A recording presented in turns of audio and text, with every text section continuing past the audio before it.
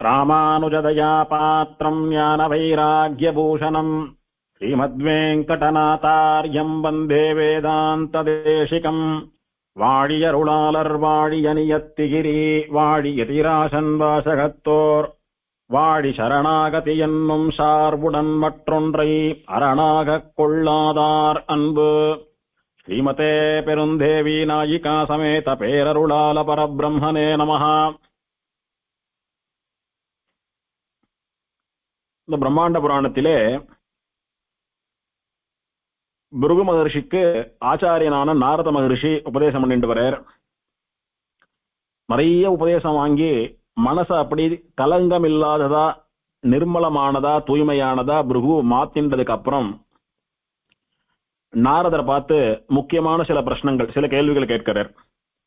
ஆதௌ கிருதயுகே தத்திர சக்ரே யஜ்ஞம் பிதாமகா தத்திர காஞ்சீதி விக்யாதா புரி புண்ணிய விவர்தினி விதாது ரஸ்வமேதார்த்தம் நிர்மிதா விஸ்வகர்மனா அஸ்தி ஹஸ்திகிரிர் நாம தத்திர சைலவரோ மகான் புண்ணியகோட்டி இதி விக்யாதம் விமானம் புண்ணியவர்தனம் வேதி மத்யாத் சமுத்தஸ்தௌ தத்திர மூர்தனி ஸ்வயம் புரா தன்மத்யே பகவான் விஷ்ணு அபிவ்யக்தோ ஹரிஸ்வயம் ஆராதிதோ பவத்தாத்ரா ஹயமேதேன தத்கிரௌ வேகவத்யுத்தரே தீரே புண்ணியகோட்யாம் ஹரிர்ஸ்வயம் வரத சர்வபூதானாம் அத்யாபி பரிதிருஷ்யதே இதி சங்க்ஷிப்தः புரோக்தம் யத்புரா பவதா மம விஸ்தரேனைவ தத்சர்வம் ஸ்ரோதுமிச்சாம்யஹம் முனே. ஹஸ்திசைலஸ்ய மாஹாத்மியம் காஞ்சியாக்கிய நகரஸ்ய ச ஆவிர்பாவம் ததா விஷ்ணோஹோ கதயஸ்வ யதாக்ரமம் அப்படின்றதா பிருகு மகர்ஷி நாரதரை பார்த்து பிரார்த்திக்கிறார். அடியனுடைய ஆச்சாரியரான நாரதரே, அடியனுக்கு நிறைய ரகசிய விஷயங்கள், தர்ம விஷயங்கள், சாஸ்திர விஷயங்கள், சூக்ஷ்மார்த்தங்களை எல்லாம் அனுகிரகம் பண்ணினீர், உபதேசம் பண்ணினீர், நானும் கேட்டுண்டேன். அதனுடைய பலனா இப்பேற்பட்ட மகர்ஷியான ஆச்சாரியனான உம்மாலே உபதேசிக்கப்பட்டதனுடைய பலனா என்னுடைய மனசு குழப்பம் இல்லாமல் கலக்கம் இல்லாமல் அலப்பாயாமல் தெளிவா அப்படி தெளிந்த நீர்நிலை போல இருக்கிறது. கலக்கமில்லாத பளிச்சென்று இருக்கக்கூடிய நீர்நிலை போல என்னுடைய மனசு அப்படி நிர்மலமா இருக்கு. எனக்கு என்னென்ன சந்தேகங்கள் எல்லாம் இருந்ததோ அதெல்லாம் தீர்ந்து போயிடுது. இப்போ தெளிவா இருக்கேன். இப்போ சுவாமி எனக்கு உபதேசம்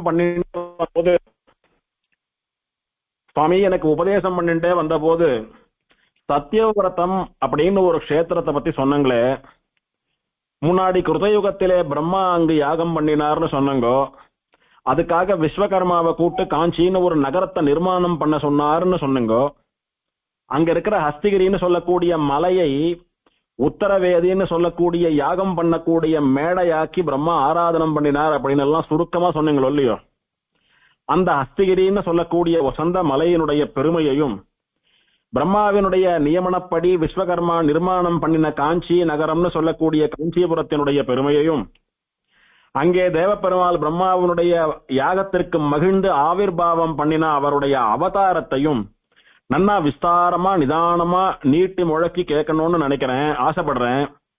பெரிய மனசு பண்ணி என்னுடைய அனுபவத்திற்காக தயவு பண்ணி சொல்லுங்க அப்படின்னு பிருகு பிரார்த்திக்கிறார்.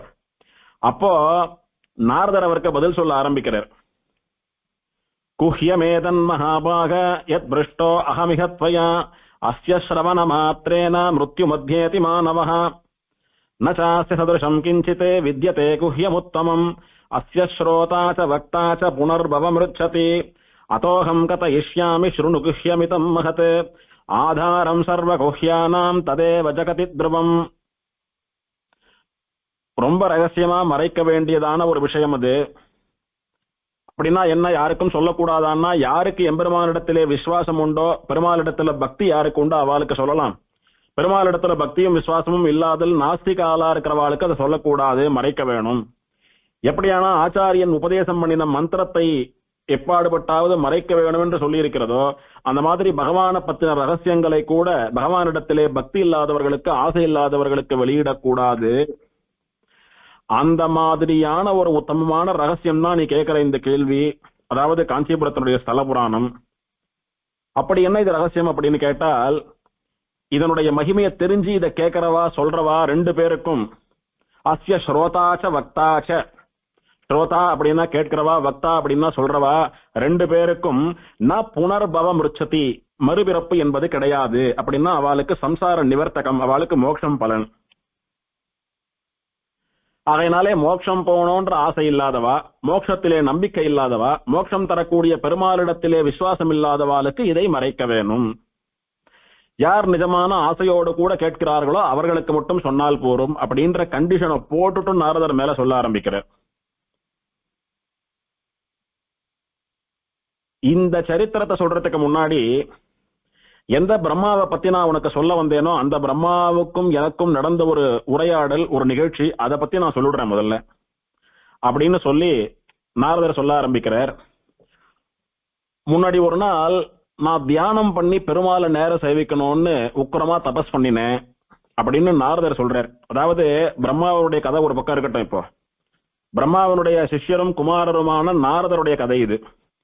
நாரதர் ஒரு காலத்துல தியானம் பண்ணி பெருமாளை சேவிக்கணும்னு பிரயத்தனம் பண்ணி தபஸ் பண்ணினார். ரொம்ப உக்கிரமான தபஸ் பண்ணினார். ஆனா நாரதரால அவருடைய சித்தத்தை, அவருடைய மனசை அடக்க முடியல. நாரதர் திரிலோக சஞ்சாரின்னு பெயர், எல்லா லோகங்களுக்கும் அப்படியே போய் வந்து கொண்டிருக்கக்கூடியவர். எங்கெங்க என்னென்ன நடக்கிறது, என்னென்ன பண்ணலாம்ன்றதெல்லாம் அப்படியே அவர் அப்படியே வான வீதியில பெருமாளுடைய திருநாமங்களை சொல்லிக் கொண்டோ இங்கும் அங்கும் நகர்ந்து கொண்டே இருக்கக்கூடியவர், ஒரு இடமா இருக்கக்கூடியவர் அல்ல. அப்பேற்பட்டவர் தபஸ் பண்ணி பெருமாளை சேவிக்கணும்னு ஒரு இடத்துல உட்கார்ந்து தபஸ் பண்ண ஆரம்பிக்கிறார். எல்லாம் நன்னா நடக்கிறது. ஆனா மனசு மட்டும் அவருக்கு வந்து அப்படியே அலப்பாஞ்சுட்டே இருக்கிறது. மனசை அடக்க முடியல அவரால். ரொம்ப நாள் கழித்து, ஆஹா இன்னும் மனசு நமக்கு வசப்படலையே, எங்க போனா மனசு வசப்படுமோ அங்க போலாம், இந்த இடம் சரிப்பட்டு வரல, இந்த இடம் புண்ணிய பூமி இல்ல போல இருக்கு, சாதாரண பூமி போல இருக்குது, அதனால விசேஷமான ஒரு ஸ்தலத்துக்கு போய் மனசை அடக்கி அங்க இருந்து நம்ம யாகம் பண்ணலாம், தபஸ் பண்ணலாம் அப்படின்னுட்டு நாரதர் அங்கிருந்து கிளம்புறார். கிளம்பி எங்க போனார் அப்படின்னா உத்தமமான ஸ்வேத தீபத்துக்கு போனார். பரமபதத்துக்கு அடுத்தபடியா சொல்லப்பட்டதான இடம் ஸ்வேத தீபம்னு சொல்லக்கூடியது. திருவேங்கடமுடையானுடைய அனுபவத்திலே அனுபவித்தோம். அங்க இருக்கக்கூடியவெல்லாம் சதா சர்வகாலமும் பெருமாளையே தியானித்துக் கொண்டு பெருமாளையே அனுபவித்துக் கொண்டிருக்கக்கூடியவர்கள்.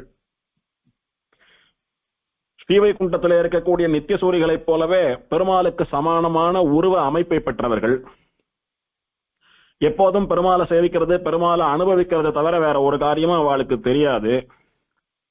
அவெல்லாம் கிட்டத்தட்ட அவதார புருஷாலாட்டமா நித்திய சூரிகளாட்டமா இருந்துட்டு இருக்கிறவா.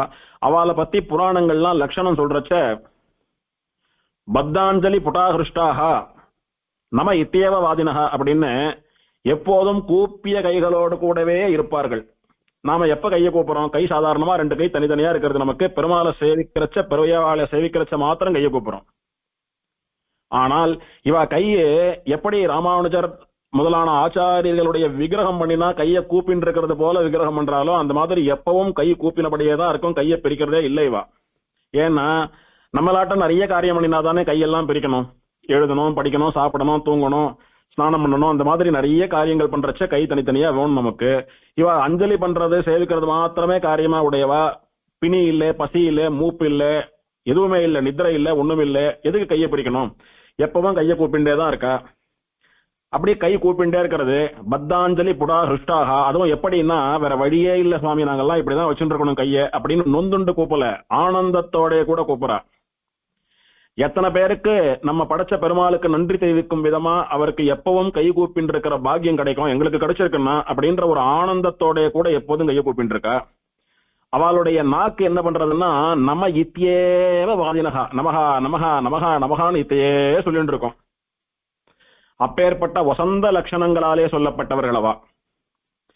சரி, அவள்லாம் அங்க இருக்காளே, எப்படி எல்லா நேரமும் அவளால கையை கூப்பி பெருமாளை சேவிச்சுட்டு நமகா நமகான்னு சொல்லிட்டு இருக்க முடியறது? சரணாகதியே பண்ணிட்டு இருக்காளே அவா.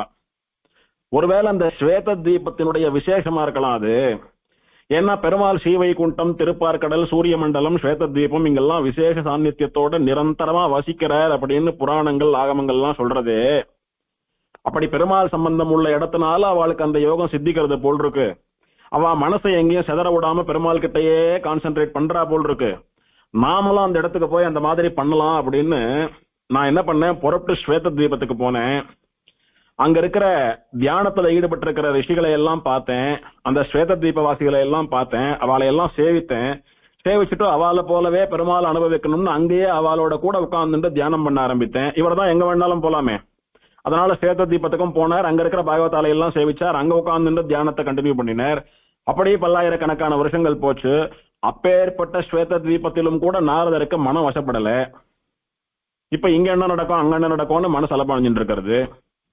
சரி, திரும்பவும் பரம பவித்திரமா சொல்லப்படுற யாகங்கள் யஜ்யங்கள்லாம் பண்றதுக்கு நல்ல பூமின்னு சொல்லப்படுற பாரத தேசத்துக்கு வரலாம்.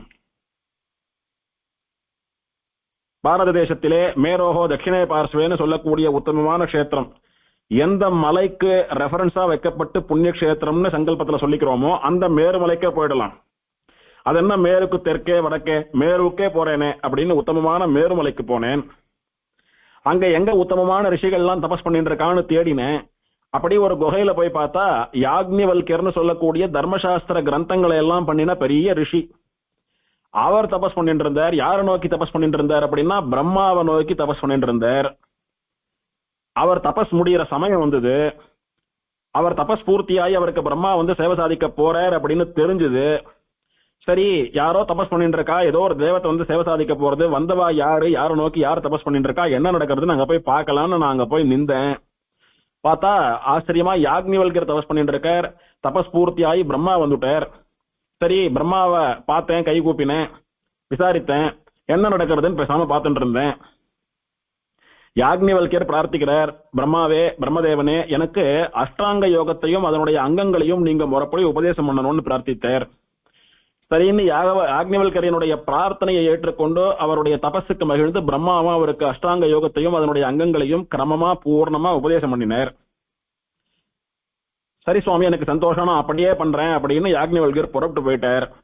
அப்போ நான் பிரம்மாவினிடத்துல பேச ஆரம்பித்தேன்.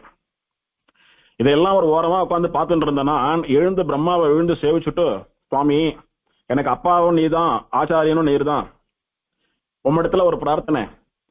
நான் திரிலோக சஞ்சாரியா பகவானை சேவிக்கக்கூடிய தேவரிஷியாக இருந்தாலும் கூட, எப்போதும் பெருமாளுடைய திருநாமங்களையே சொல்லிக் கொண்டிருப்பவனாக இருந்தாலும் கூட, பெருமாளை தியானம் பண்ணி சேவிக்கணும்னு முயற்சி பண்ணினேன். முதல்ல ஒரு இடத்துல பண்ணினேன், மனசு வசப்படல. ஸ்வேத தீபத்துக்கு போனா அங்கேயும் வசப்படல. இந்த மேருமலைக்கு வந்தும் என்னுடைய மனம் வசப்படும்படியா தெரியல, அலப்பாஞ்சுட்டே இருக்கிறது. சமாதின்னு சொல்லக்கூடிய மனசை அப்படி அடக்கி வைக்கக்கூடிய அந்த நிலை, அந்த கலை எனக்கு கை வரல. எப்படி மனசை அடக்கிறது, எப்படி பெருமாளை சேவிக்கிறதுன்னு எனக்கு உபதேசம் பண்ணணும். நான் மனசை அடக்கியே ஆனோம். அது முதல்ல நடந்தாதான் எனக்கு தபஸ் பலிக்கும், அப்புறம் தான் பெருமாளை சேவிக்க முடியும். முதல்ல மனசை அடக்கிறதுக்கு வழி சொல்லுங்க அப்படின்னு நாரதரான நான் பிரம்மாவை பிரார்த்திச்சேன். அதுக்கு பிரம்மா சொன்னார் எனக்கு அன்னைக்கு, நாரதா, நீ கேட்டது ரொம்ப சந்தோஷம், மனசை எப்படி அடக்கிறதுன்னு உனக்கு சொல்றேன், கவனமா கேட்டுக்கோ அப்படின்னு என்னோட கதையை சொல்றேன். நான் பண்ண தப்ப நீ பண்ணாதேன்னு தன்னுடைய கதையை பிரம்மாவானவர் எனக்கு உபதேசம் பண்ணினார். அத நான் இப்ப உனக்கு சொல்றேன் கேட்டுக்கோன்னு நாரதர் பிரபுவுக்கு சொல்றார். கிருதயுகத்தினுடைய ஆரம்பத்திலே பிரம்மாவானவர் பெருமாளுடைய கட்டளைப்படி லோகங்களை எல்லாம் படைச்சார். படைச்சு அவருடைய காரியங்களை எல்லாம் பண்ணிட்டு வந்தார். டெய்லி ரொட்டீன்ஸ் எல்லாம் கரெக்டா நடந்துட்டு இருக்கிறது, எல்லாம் அது பாட்டுக்கு நடந்துட்டு இருக்கு லோகத்துல. திடீர்னு பிரம்மாவுக்கு ஒரு நாள் நம்மை படைத்து நம்மை நியமித்து நமக்கு சுவாமியா இருக்கக்கூடிய பெருமாளை, ஸ்ரீமன் நாராயணனை, விஷ்ணுவை சேவிக்கணும் அப்படின்னு ஆசைப்பட்டார். கங்கை நதி நடுவுல நின்றுண்டு பெரிய தபஸ் பண்ணினார். ஆனா எவ்வளவு தபஸ் பண்ணியும் அவருக்கு மனசு ஒருமுகப்படல. எதுலயோ மனசு போயிட்டு இருந்தது. அதனால தபஸும் பூர்த்தி அடையில, பெருமாளும் வரல. இதனால பிரம்மா வருத்தப்பட்டார். சரி, நாம இருக்கிற இடம் சரியில்லை போல் இருக்கு, வேற இடத்த மாத்தி பார்க்கலாம் அப்படின்னு தான் இருக்கிற சத்தியலோகத்துல போய் தான் இருக்கிற தாமரையில உட்கார்ந்துட்டே அந்த காரியத்தை பல காலம் பண்ணினார். எப்படியாவது என்னுடைய சக்தியினால பெருமாளை நான் சேவிச்சுடுவேன்னு பண்ணினார். ஆனா அங்கேயும் அந்த காரியம் வசப்படல. சரி, நான் என்னதான் பண்றதுன்னு தன்னை நொந்துண்டு அழுதார் பிரம்மா. இத்தனை இடம் மாத்தியும், இத்தனை ஆயிரம் வருஷங்கள் தபஸ் பண்ணியும் என்னால பெருமாளை சேவிக்க முடியலையே, அப்படி என்ன தப்பு நான் பண்ணிட்டேன், எனக்கு என்ன தடங்கள் இருக்கு பெருமாளை சேவிக்கிறதுக்கு, எது என்ன தடுக்கிறது அப்படின்னு அழுதார். அப்போ பிரம்மாவுக்கு ஒரு அசரீரி ஆகாசத்துல இருந்து ஒரு வாய்ஸ் கேட்டது, சுவாமி. என்னன்னா, பிரம்மா வருந்தாதே, மனசை அடக்கிறதுக்கான வழியை சொல்றேன். உனக்கு என்ன பிரச்சனை? மனசை அடக்க முடியல, மனசால பாயறதுன்றது பிரச்சனை. அப்படி மனசு ஒருமுகப்பட்டுடுத்தோம்னா நீ தபஸ் பண்ணி பெருமாளை சேவிக்கலாம்னு நினைக்கிறியோன்னா, ஆகையினால உன்னுடைய பிரச்சனை மனசு அடக்கிறதுக்கான வழி தெரியலன்றது உன் பிரச்சனை. அதுக்கு நான் வழியை சொல்றேன். சாஸ்திரத்துல சொல்றது மனசை அடக்கி ஒருமுகப்படுத்தணும் அப்படின்னா 1000 அஸ்வமேத யாகங்கள் பண்ணணும். அப்படி பண்ணினா மனசு சுத்தம் அடையும், மனசு கலக்கம் இல்லாமல் அலைபாயாமல் இருக்கும். அப்போ சமாதின்னு சொல்லக்கூடிய அந்த தியான நிலை, உத்தமமான தியான நிலை கைகூடும். அப்புறம் தபஸ் பண்ணலாம், அப்புறம் பெருமாள் வருவார் அப்படின்னா பிரம்மா பார்த்தான். தபஸ் இத்தனாயிரம் வருஷம் பண்ண என்னால முடியல, மூச்சு முட்டுறதுன்னா இருக்கிறதுலே வசந்த யாகமாக பண்றதுக்கு ரொம்ப சிரமமான யாகமாக சொல்லப்படுறது அஸ்வமேத யாகம். பல பேருடைய சகாயத்தோட பல தடங்கல்களை தாண்டி சவாலா பண்ண வேண்டிய யாகம் அது. ஆனா 1000 பண்ணணும்னு சொல்றாங்களே, எப்படின்னா முடியும், எத்தனை நாளாருது, எத்தனை காலமாறுது அப்படின்னு திரும்பவும் பிரம்மா வருத்தப்படுறார். அப்போ அந்த அசரீரியானது திரும்பவும் பிரம்மாவின் இடத்துல சொல்றது, நீ கவலைப்படாத, சர்வ சாதாரணமா அனாயாசமா 1000 அஸ்வமேத யாகம் பண்ணக்கூடிய ஒரு வழியை சொல்றேன் உனக்கு. பூலோகத்திலே ஜம்பூ தீபம்னு சொல்லக்கூடிய தீவிலே பாரத வருஷம்னு ஒரு பிரதேசம் உண்டு, நம்ம பாரத பூமி. அங்கே கங்கை நதிக்கு தெற்கே, கங்கையிலிருந்து 200 யோஜனை தூரத்திலே, கிழக்கு சமுத்திரத்திலிருந்து 5 யோஜனை தூரத்திலே மேற்கு திசையில் இருக்கக்கூடியது நிறைய விருட்சங்களோடு கூட அடர்ந்து இருக்கக்கூடியதான சத்தியவிரதம்னு சொல்லக்கூடிய க்ஷேத்திரம். அதாவது கங்கை நதியிலிருந்து தெற்கு திசையில 200 யோஜனை தூரமாம். கிழக்கு சமுத்திரம்னு சொல்லக்கூடியது சென்னை சமுத்திரம், நம்ம திருவள்ளிக்கேணி எல்லாம் இருக்கக்கூடியதான சமுத்திரம், அங்க இருந்து 5 யோஜனை தூரம் மேற்கில் இருக்கக்கூடியது. நிறைய மரங்களோடு கூட அடர்ந்து இருக்கக்கூடியதான சத்தியவிரதம் என்கிற ஒரு க்ஷேத்திரம் உள்ளது. அங்கு போய் அஸ்வமேதத்தாலே ஆராதியும் அப்படின்னார். பிரம்மாவுக்கு குழப்பம் வந்துடுத்து. 1000 அஸ்வமேத யாகம் பண்ணினாதான் மனச அடக்க முடியும்னு சொன்னா, அப்புறம் அடுத்தது சுலபமா பண்ற வழிய சொல்றேன்னு சொன்னா, அப்புறம் அங்க போய் அஸ்வமேதத்தாலே அப்படின்னு ஒரு அஸ்வமேத யாகம் பண்ணினா போறோன்ற மாதிரி சொல்றாரு இவர். 1000 அஸ்வமேதம்னு சொல்லலையே, இங்க அஸ்வமேதங்களாலேன்னு பன்மையில புளூரல்ல சொல்லலையே, அஸ்வமேதத்தாலேன்னு சிங்குலர்ல சொல்றாரு. எனக்கு புரியல, திரும்ப நன்னா தெளிவா சொல்லணும்னு கேட்கிறாரு இந்த அசரீரியை பார்த்துட்டு இவர். அப்ப அசரீரி மேல சொல்றது, அந்த சத்தியவிரதம்னு சொல்லக்கூடிய க்ஷேத்திரத்தினுடைய மகிமையினாலே அங்க ஒரு தர்மம் பண்ணினா அது 1000 தர்மமாக பலன் தரது. அதற்கு காரணம், அங்கு பகவான் எப்போதும் ஸ்திரமா எழுந்துள்ளிருக்கிறார். பல திவ்ய தேசங்கள் உண்டு அங்கே.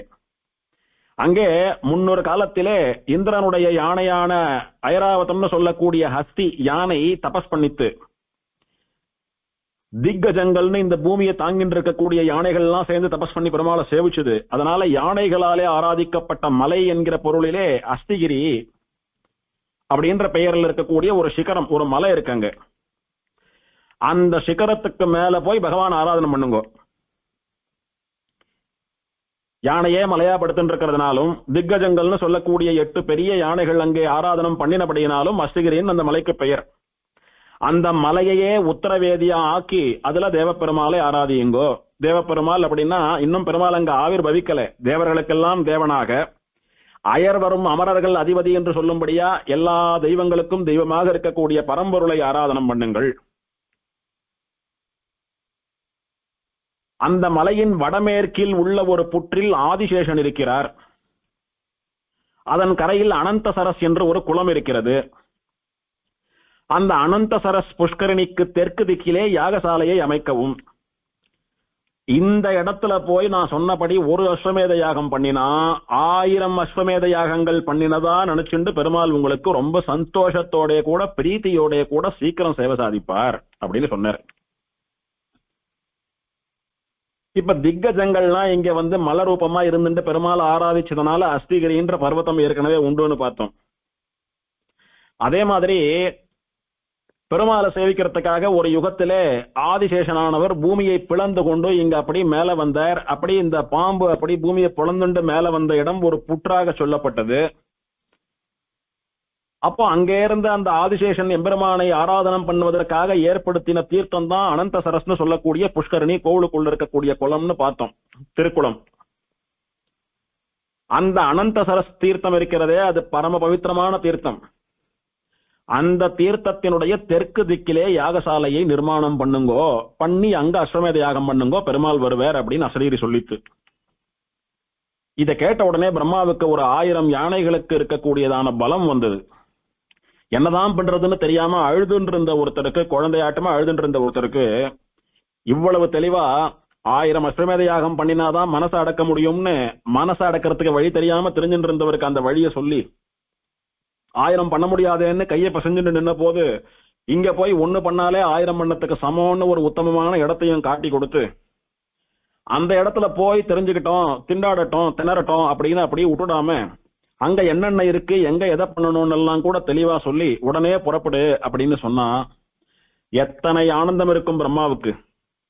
அழுத அந்த வலியெல்லாம் ஒரு க்ஷணத்துல பறந்து போயிடுது பிரம்மாவுக்கு. உடனே பிரம்மா புறப்பட்டார். எண்ணிய நல்புவனங்கள் 7 2 தீவமும் 8 விட்டு பண்ணிய நல் விரதமெல்லாம் பலிக்கும் என்று பாரதத்தில் பங்கயத்தோன் படிந்திட்டானே அப்படின்றார் சுவாமி தேசிகன். இது 7வது பாசுரம்.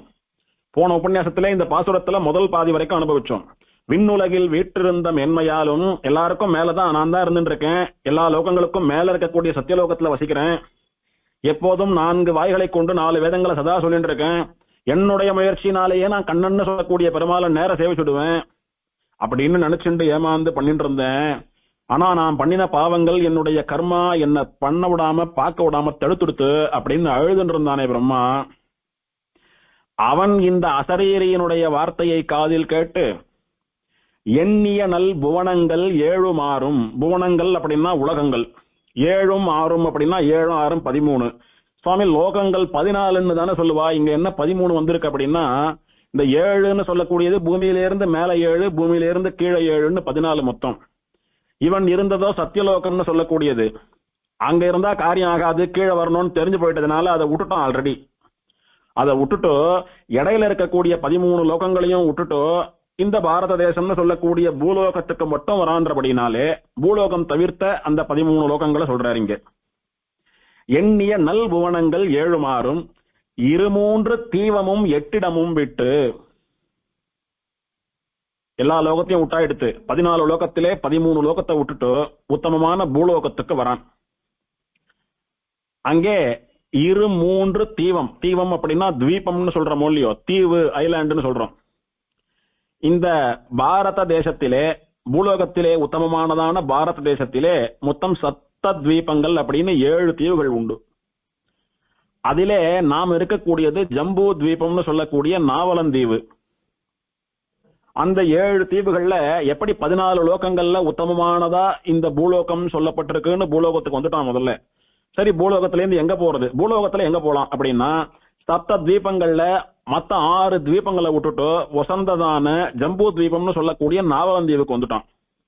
மத்த 6 தீவுகள் என்னென்ன அப்படின்னா இரளித்தீவு, இலவந்தீவு, கிரௌஞ்ச தீபம், குஷத்வீபம், தேக்கந்தீவு, புஷ்கர தீபம் அப்படின்னு சொல்லக்கூடிய மத்த 6 தீபங்களையும் விட்டுட்டு எங்க நிறைய தர்ம காரியங்கள் பண்ணுவதனால நிறைய பெருமாளுடைய அவதாரங்கள் நடக்கிறதோ, நிறைய பெருமாள் கோயில் கொண்டிருக்கிறார்களோ, நிறைய மகான்கள் அவதாரம் பண்ணினார்களோ அந்த உத்தமமான ஜம்பூ தீபத்திற்கு வரார். அதுலயும் 8 விட்டுன்னு சொல்றாரு பாருங்க. அப்படின்னா என்ன அர்த்தம், அந்த ஜம்பூ தீபம்னு சொல்லக்கூடிய நாவலந்தீவு அதை 9 பகுதியா பிரிக்கிறார், நவகண்டங்களா பிரிக்கிறார். அதிலே நாம் இருக்கக்கூடியது தென் பாரதம்னு சொல்லக்கூடிய பாரத தேசத்தினுடைய தெற்கு பாகம், தென்னாடு. அதை தவிர்த்துட்டா மீதி எல்லாம் கிழக்கு விதேக தேசம், மேற்கு விதேகம், வடக்கு விதேகம், தெற்கு விதேகம், அதே மாதிரி இரவேதம்னு சொல்லக்கூடிய 4 திசையில் இருக்கக்கூடிய இரவேத தேசங்கள், மத்தியம கண்டம்னு சொல்லக்கூடியது. இதெல்லாம் விட்டுட்டா 8 இடமும் விட்டு இந்த 8த்தையும் விட்டுட்டு 9ல உத்தமமான இந்த தெற்கு பாரத தேசத்திற்கு தென்னாட்டிற்கு வந்து சேர்றான் பிரம்மா.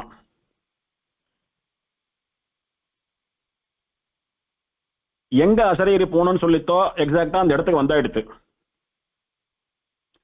அந்த தேசத்துக்கு வந்தாயிடுத்து. அந்த தெற்கு பாரதத்துல எங்க போகணும் அதை அடுத்த பாசுரத்துல சுவாமி தெரிவிக்கிறார். எத்திசை நிலனுமேதி அருந்தவம் செய்தவண்ணால் சத்திய விரதம் செல்வாய் என்றதோர் உரையின் சார்வால் அத்திசை சென்று அழைத்து அங்கு அமரர் இல்லெடுப்பான் தன்னை உத்திரவேதி செய் என்று உரையணங்கு இறை உரைத்தான் அப்படின்னு 8வது பாசுரத்தினால சுவாமி தெரிவித்தார். எத்திசை நிலனுமெய்தி பாரத தேசத்திற்கு வந்து எல்லா திசைகளையும் பார்த்தார். முதல்ல அதுல காஞ்சிபுரம் இருக்கக்கூடியதான தெற்கு திசையை பார்த்தார். நிலனும் எய்தி இந்த 9 இடங்கள்ல 8 இடங்களையும் விட்டுட்டு ஒரே இடமாக சொல்லப்பட்ட தெற்கு பாரதம்னு சொல்லப்பட்ட காஞ்சிபுரத்துக்கு கிட்டக்க அந்த திசையை நோக்கி வந்துட்டு இருக்கார். வந்து சத்திய விரதம் செல்வாய் என்றது ஓர் உரை. ஓர் உரை அப்படின்னா ஒரு குரல், ஒரு பேச்சு, அசரீரின்னு சொல்லக்கூடியதான ஒரு வாக்கு. சத்தியவிரதம் செல்வாய், சத்தியவிரத கஷேத்திரத்துக்கு போன்னு சொல்லித்தோ இல்லையோ, அதன்படி அத்திசை சென்று சத்தியவிரத கஷேத்திரம் இருக்கக்கூடிய திசைக்கு போய் எங்க யாகவேதியை அமைக்க வேண்டும் என்று சொல்லித்தோ அந்த இடத்துக்கு போய் அழைத்து, யாரை அழைத்து? அங்கு அமரர் இல் எடுப்பான் தன்னை அழைத்து. அமரர் அப்படின்னா தேவர்கள், இல் அப்படின்னா வீடு, கிரகம்னு அர்த்தம். இல் எடுப்பான் அப்படின்னா கிரக நிர்மாணம் பண்ணக்கூடியவன். நாமெல்லாம் இப்ப வீடு கட்டணும்னா இன்ஜினியர், கன்ஸ்ட்ரக்ஷன் கம்பெனிக்காரால கூட்டு கட்டுறது போல நகரத்தை நிர்மாணம் பண்ணணும், ஒரு டவுன் பிளான் பண்ணணும், ஒரு அக்ரஹாரத்தை பிரதிஷ்டை பண்ணணும், ஒரு மாளிகை கட்டணும், ஒரு யாகசாலை அமைக்கணும், ஒரு ஊரை நிர்மாணம் பண்ணணும் அப்படின்னா தேவர்கள்லாம் தேவலோக சிற்பின்னு சொல்லக்கூடிய விஸ்வகர்மாவை தான் கூப்பிடுவா. பெருமாளுக்கு ஒரு விக்கிரகத்தை பண்ணணும், ஒரு மூல விக்கிரகம் பண்ணணும், ஒரு விமானம் கட்டணும், ஒரு கோவில் கட்டணும், எதை பண்ணணும்னாலும் விஸ்வகர்மாவை தான் கூப்பிடுவா. அந்த அசரீரி சொன்னதுபடி மற்ற எல்லா பூமியும் விட்டு காஞ்சிபுரத்துன்னு சொல்லக்கூடியதான சத்தியவிரத கஷேத்திரத்துக்கு போய் அங்கு விஸ்வகர்மாவை கூப்பிடுறார். கூட்டு உத்தரவேதி செய் என்று உரையணங்கு இறை உரைத்தான். விஸ்வகர்மா இங்க ஒரு உத்தரவேதியை நிர்மாணம் பண்ணணும் அப்படின்னு ஒரு வேலையை சொன்னான். யார் சொன்னது? உரை அணங்கு இறை.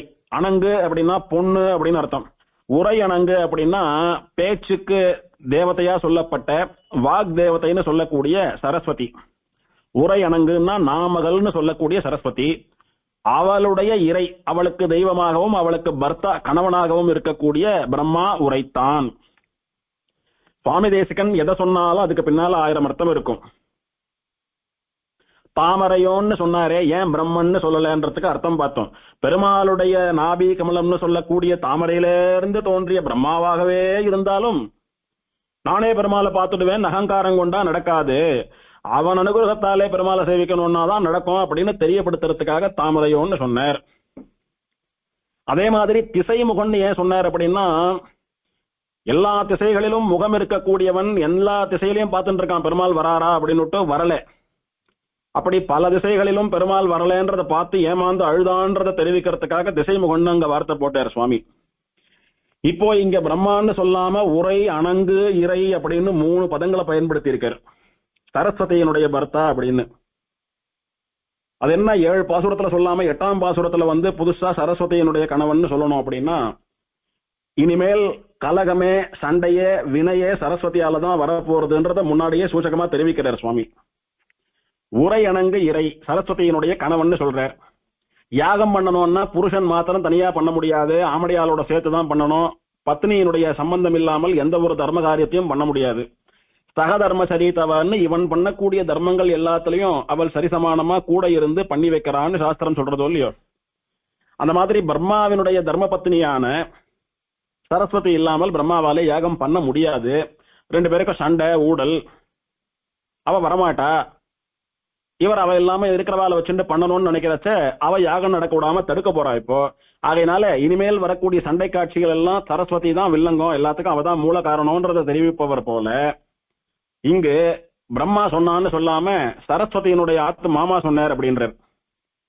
அப்ப இனிமேல் அவளாலதான் கலகம் வரப்போறது, வில்லங்கம் வரப்போறதுன்னு முன்னாடியே சுவாமியானவர் ஒரு ட்விஸ்ட் வைக்கிறார். இங்க சொன்னார். விஸ்வகர்மாவும் வந்தான். வந்து இவர் சொன்னது போலவே அந்த காஞ்சி நகரத்தை சமைக்க ஆரம்பித்தான். முதல்ல புராணம் சொல்றச்ச நாரதர் பிருகுவுக்கு எப்படி சொன்னார்? கங்கையில இருந்து 200 யோஜன தூரம், கிழக்கு சமுத்திரத்தில இருந்து 5 யோஜன தூரம், அங்கே அடர்ந்த மரங்களாலே சூழப்பட்டதான ஒரு வனம் இருக்கிறது, அதற்கு சத்தியவிரத கஷேத்திரம்னு பெயர்னு சொன்னார்.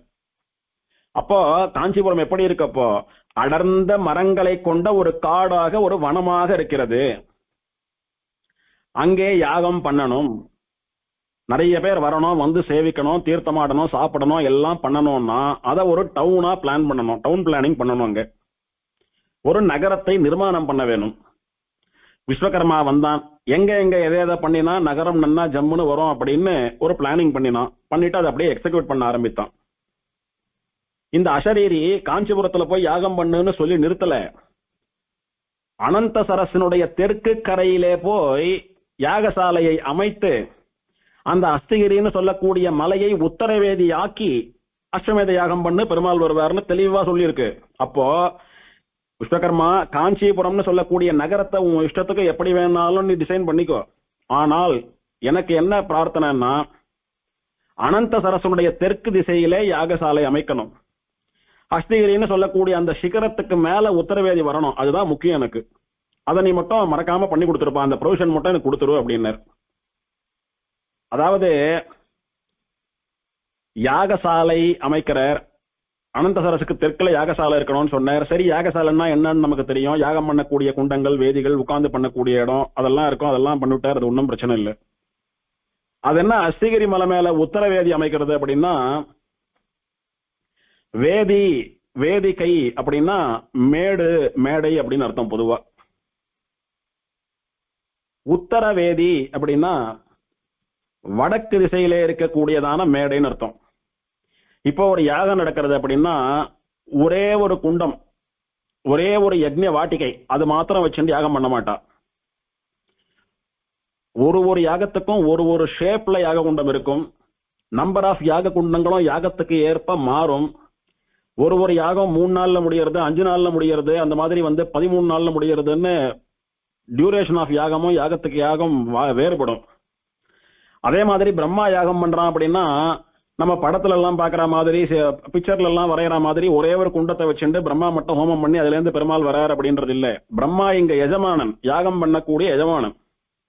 பிரம்மாவினுடைய முயற்சியினாலே, அவனுடைய செல்வத்தினாலே, அவனுடைய திரவியத்தை கொண்டு, அவனுடைய முயற்சியை கொண்டு அவனுக்காக நிறைய பேர் சேர்ந்து யாகம் பண்ணி வைப்பா. பிரம்மா எஜமானனா இருந்து யாகம் நடத்துவார்.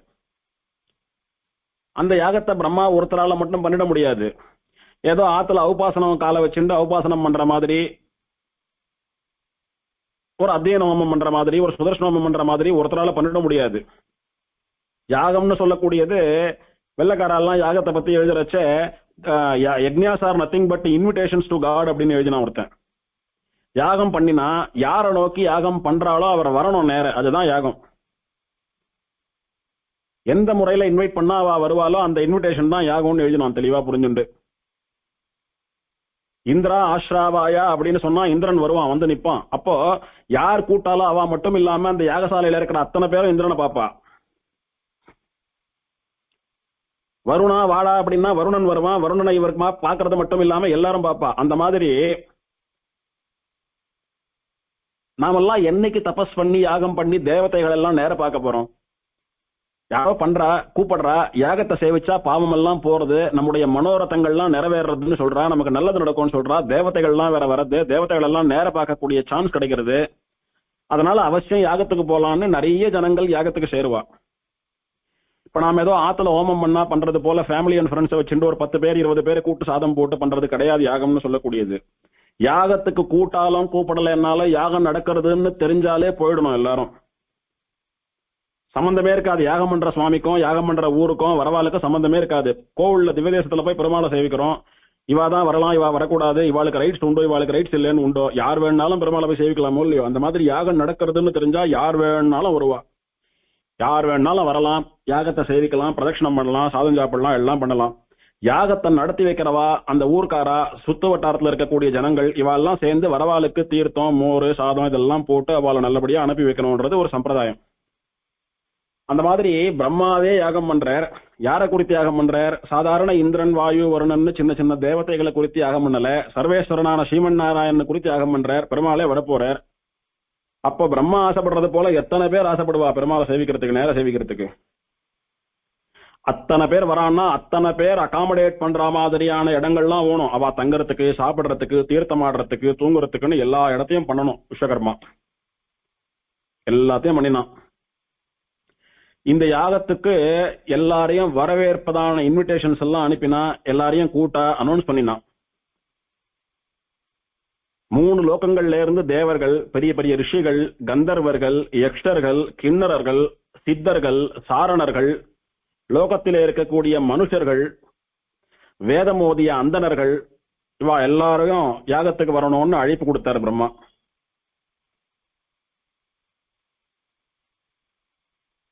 ஆகையினால பெரிய காட்டை அழிச்சு ஆச்சரியமா காஞ்சிபுரம்னு சொல்லக்கூடிய ஒரு பெரிய நகரத்தை சமைத்தான் விஸ்வகர்மா. எல்லாருக்கும் எல்லா ஃபெசிலிட்டிஸும் பண்ணப்பட்டது. இப்போ சாஸ்திரம் சொன்னது போல அனந்தசரசனுடைய தெற்கு கரையிலே யாகசாலை நிர்மாணம் பண்ணப்பட்டது. அந்த மலையில உத்தர வேதி, வேதின்னா என்ன, மேடு மேடைன்னு பார்த்தோம். அது நன்னா புரியணும்னா ஒரு சின்ன உதாரணம். பவித்ரோத்சவம் நிறைய நடக்கிறது, நாமளும் போய் சேவிக்கிறோம். அந்த பவித்ரோத்சவ குண்டத்தை பிரதட்சணம் பண்ணிட்டு வரோம். நிறைய சம்பிரோக்ஷணங்கள்லாம் நடக்கிறது, சம்பிரோக்ஷணத்துல யாகசாலை நடக்கிறது, அங்கேயும் போய் பார்க்கிறோம், சேவிக்கிறோம், பிரதட்சணம் எல்லாம் பண்றோம். யாக குண்டம்னு சொல்லக்கூடியது, யக்ஞ வாட்டிகைன்னு சொல்லக்கூடியது, அக்னியை பிரதிஷ்டை பண்ணி தீ மூட்டி நெருப்பை வளர்த்து அதுல திரவியங்கள் எல்லாம் போட்டு ஸ்வாகா ஸ்வாகான்னு ஆகிருதிகள் எல்லாம் கொடுத்து நெருப்பு அப்படி இதுக்கு எரிஞ்சுட்டு இருக்கக்கூடியது யாகசாலை, யாக குண்டம், யக்ஞ வாட்டிகை. யாக வேதின்னா என்ன அப்படின்னா, ரவுண்ட் ஷேப்ல, ட்ரையாங்குலர் ஷேப்ல, ரெக்டாங்குலர் ஷேப்ல எல்லாம் இந்த யாக குண்டம் இருக்கும். அதுல அக்னியை பிரதிஷ்டை பண்ணி ஹோமம் பண்ணிட்டு இருப்பா. அதுக்கு முன்னால ஒரு மேடை இருக்கும், ஒரு எலிவேட்டட் பிளாட்ஃபார்ம் இருக்கும். அதுக்கு மேல பூரண கும்பம்னு சொல்லக்கூடிய கலசத்தை எல்லாம் பிரதிஷ்டை பண்ணி வச்சிருப்பா. அதுக்குதான் வேதின்னு பெயர். வேதின்னா மேடு. இந்த யாகம் பண்ணக்கூடிய குண்டங்கள் எல்லாம் பள்ளத்துல இருக்கும். பூமியை குடைஞ்சு, பூமி சம்பந்தம் வேணும்ன்றதுக்காக பூமியை குடைஞ்சு கிரவுண்ட் லெவலுக்கு கீழே பள்ளத்தை ஏற்படுத்தி பூமியில கட்டையை போட்டு எரிச்சு யாகம் பண்றதாக அந்த யக்ஞ வாட்டிகைகள்லாம் சமைக்கப்பட்டிருக்கும். அது பள்ளத்துல இருக்கு. இந்த வேதின்னு சொல்லக்கூடியது மேடுன்ற அர்த்தத்துல சொல்லக்கூடிய வார்த்தை அது. ஆக ஒரு மேட்ல பாத்தீங்கன்னா ஒரு 2 அடி 3 அடி உசரத்துல ஒரு பிளாட்ஃபார்ம் போல ஒரு ஸ்கொயர் ஷேப்லயோ ட்ரபீசியம் ஷேப்லயோ ஒரு மேடையை ஏற்படுத்தி அது மேல கும்பத்தை எல்லாம் பிரதிஷ்டை பண்ணுவா.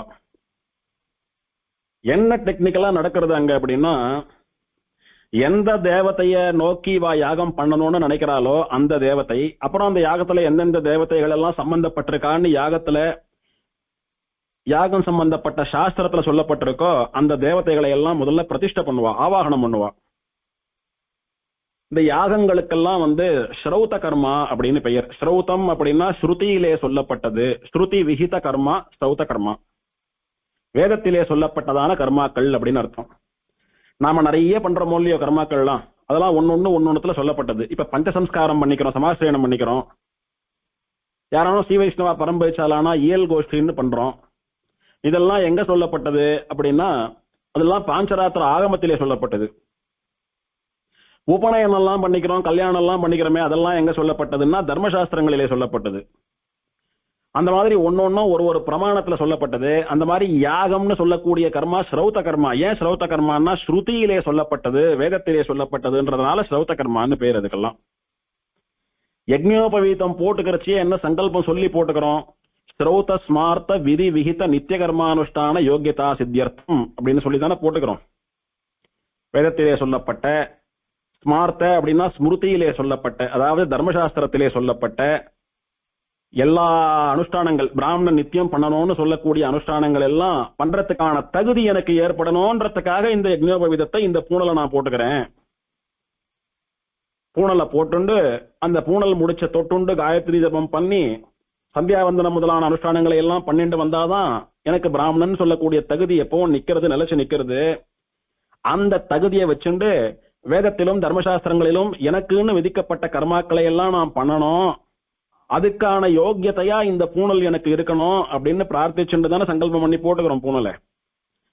ஆகையினாலே ஸ்மார்த்த கர்மான்னு சொல்லக்கூடியது தர்மசாஸ்திரங்களிலே சொல்லப்பட்ட கர்மாக்கள், ஸ்ரௌத கர்மான்னு சொல்லக்கூடியது வேதத்திலே சொல்லப்பட்டது. இந்த அஸ்வமேத யாகம், பௌண்டரீக யாகம், வாஜபேய மகாயஜ்யம் அப்படின்னு சொல்லக்கூடிய சோம யாகங்கள், அந்த யாகம் இந்த யாகம்னு என்னென்ன யாகம் எல்லாம் இருக்கோ அதெல்லாம் ஸ்ருதியிலே சொல்லப்பட்டு அதனால ஸ்ரௌத கர்மான்னு பேரு. அந்த ஸ்ரௌத சாஸ்திரத்தின்படி ஒரு யாகத்துக்கு எந்தெந்த தேவதையெல்லாம் பிரதிஷ்டை பண்ணி அவளை ஆராதிக்கணும், அவளுக்கு ஸ்வாகா ஸ்வாகான்னு அவிஸ் கொடுத்து அவளை திருப்தி பண்ணணும்னு சொல்லியிருக்கோ அத்தனை தேவதைகளையும் முதல்ல ஒரு தர்ப கூர்ச்சத்துல பிரதிஷ்டை பண்ணுவா. 5 தர்பை 3 தர்பைன்னெல்லாம் கணக்கு வச்சுட்டு தர்பை அப்படி முடிச்சு போட்டு முறுக்கி முறுக்கி பண்றாலே அதுக்கு கூர்ச்சம்னு பெயர். அந்த கூர்ச்சத்திலே அந்த தேவதையை முதல்ல பிரதிஷ்டை பண்ணுவா. பண்ணிட்டு ஒரு குடம், நிறை குடம், பூர்ண கும்பம், பவித்திரமான தீர்த்தத்தை ரொப்பி வாசன திரவியங்கள்லாம் சேர்த்து மாவிலை தேங்காய் அதெல்லாம் வச்சு ஒரு கும்பம் ரெடி பண்ற மூலியோ கலசம் ரெடி பண்றோம். இந்த தர்பையில மந்திரம் சொல்லி ஆவாகனம் பண்ணப்பட்ட தேவதைய அப்படியே அந்த கும்பத்துக்கு டிரான்ஸ்பர் பண்ணிடுறோம். முதல்ல கூர்ச்சத்துல இருந்த தேவதை இப்போ அந்த கும்பத்துல இருக்கிற தீர்த்தத்துக்கு போயிடுத்து. இப்போ அந்த கும்பத்தை தூக்கி அப்படியே அந்த மேடை அந்த வேதியில வச்சு ஆராதனை பண்றோம். முதல்ல பூஜை எடுத்த உடனே அக்னி பிரதிஷ்டை பண்ணி சுவாகா சுவாகான்னு ஹோமம் பண்றது இல்ல. முதல்ல அந்த கும்பத்துக்கான பூஜை எல்லாம் நடக்கணும். சங்கல்பம், யார் யாரெல்லாம் யாகத்தை பண்ண போறா, நடத்தி வைக்க போறா, அவள்லாம் யார் யார் எந்தெந்த பதவியில உட்கார போறான்னு அந்தந்த பதவியில அவாவா இருந்து அந்த யாகத்தை நடத்தி கொடுக்கணும்னு அவளை பிரார்த்திக்கிறது. ரித்விக் வரணம்னு பெயர். ரித்விக்குகள் அப்படின்னா யாகம் பண்ணி வைக்கிறவா. இந்த போஸ்டிங்ல இந்த சுவாமி இருந்து நல்லபடியா நடத்தி வைக்கணும். அவளெல்லாம் பிரார்த்திச்சு தாம்பூலம் கொடுத்து சேவிச்சு அவளை வரிக்கிறது மீன் சுவாமி நீங்க தான் இதுக்கு பொறுப்பு, நீங்க தான் பண்ணி கொடுக்கணும்னு அப்பாயின்ட் பண்றது அவளை. அந்த மாதிரி வரணும். இதெல்லாம் பண்ணிட்டு அந்த கும்பத்துல இருக்கக்கூடிய தேவதைகளுக்கு உபசாரம், அர்க்யம், பாத்தியம், ஆச்சமணியம், ஸ்நானம், கந்தம், தாம்பூலம், நைவேத்தியம், கற்பூரகாரத்தி, சம்பாவனை, அந்த மாதிரி என்னென்ன உபசாரங்கள்லாம் உண்டோ அதெல்லாம் கிரமமா பண்ணி, யாகத்துக்கு அங்கமா சொல்லப்பட்ட பூஜைகள் என்னென்ன உண்டோ, ஆராதனங்கள் என்னென்ன உண்டோ அதெல்லாம் பண்ணி அந்த கும்பத்துல இருக்கிற தேவதையை முதல்ல பிரீத்தி பண்றோம், சந்தோஷப்படுத்துறோம், திருப்திப்படுத்துறோம். அதுக்கப்புறம் நெருப்பை கடையறதுக்காக அரணிமதனம்னு சொல்லக்கூடிய அரணிமர கட்டையை கடைஞ்சு அந்த யாக குண்டத்திலே அக்னியை பிரதிஷ்டை பண்ணி இப்போ அந்த கும்பத்துல இருக்கிற தேவத்தைய அக்னிக்கு டிரான்ஸ்பர் பண்றோம். முதல்ல கூர்ச்சத்துல பிரதிஷ்டை பண்ணி கூர்ச்சத்துல இருந்து கும்பத்துக்கு டிரான்ஸ்பர் ஆச்சு. இப்ப கும்பத்துல இருந்து இந்த யாக குண்டத்துக்கு டிரான்ஸ்பர் ஆனோம். முதல்ல கூர்ச்சத்துல தேவத்தையை பிரதிஷ்டை பண்ணி அந்த கூர்ச்சத்துக்கு சில பூஜைகள்லாம் உண்டு. அந்த கூர்ச்சத்துல இருந்து அந்த தேவத்தை எல்லாத்தையும் வாங்கிக்கிறதா அனுபவிக்கிறதா கணக்கு.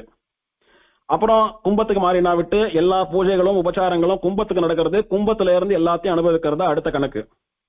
இப்ப அந்த கும்பத்துல இருந்து அக்னி ரூபமா அப்படியே யாக குண்டத்துக்கு டிரான்ஸ்பர் ஆகி யாக குண்டத்துல என்னென்னலாம் அந்த தேவத்தையினுடைய பேரை சொல்லி சுவாகா சுவாகான்னு சமர்ப்பிக்கிறோமோ எல்லாத்தையும் அந்த தேவத்தை வாங்கிட்டு சந்தோஷப்பட்டு நம்மளை அனுகிரகிக்கிறதா கணக்கு.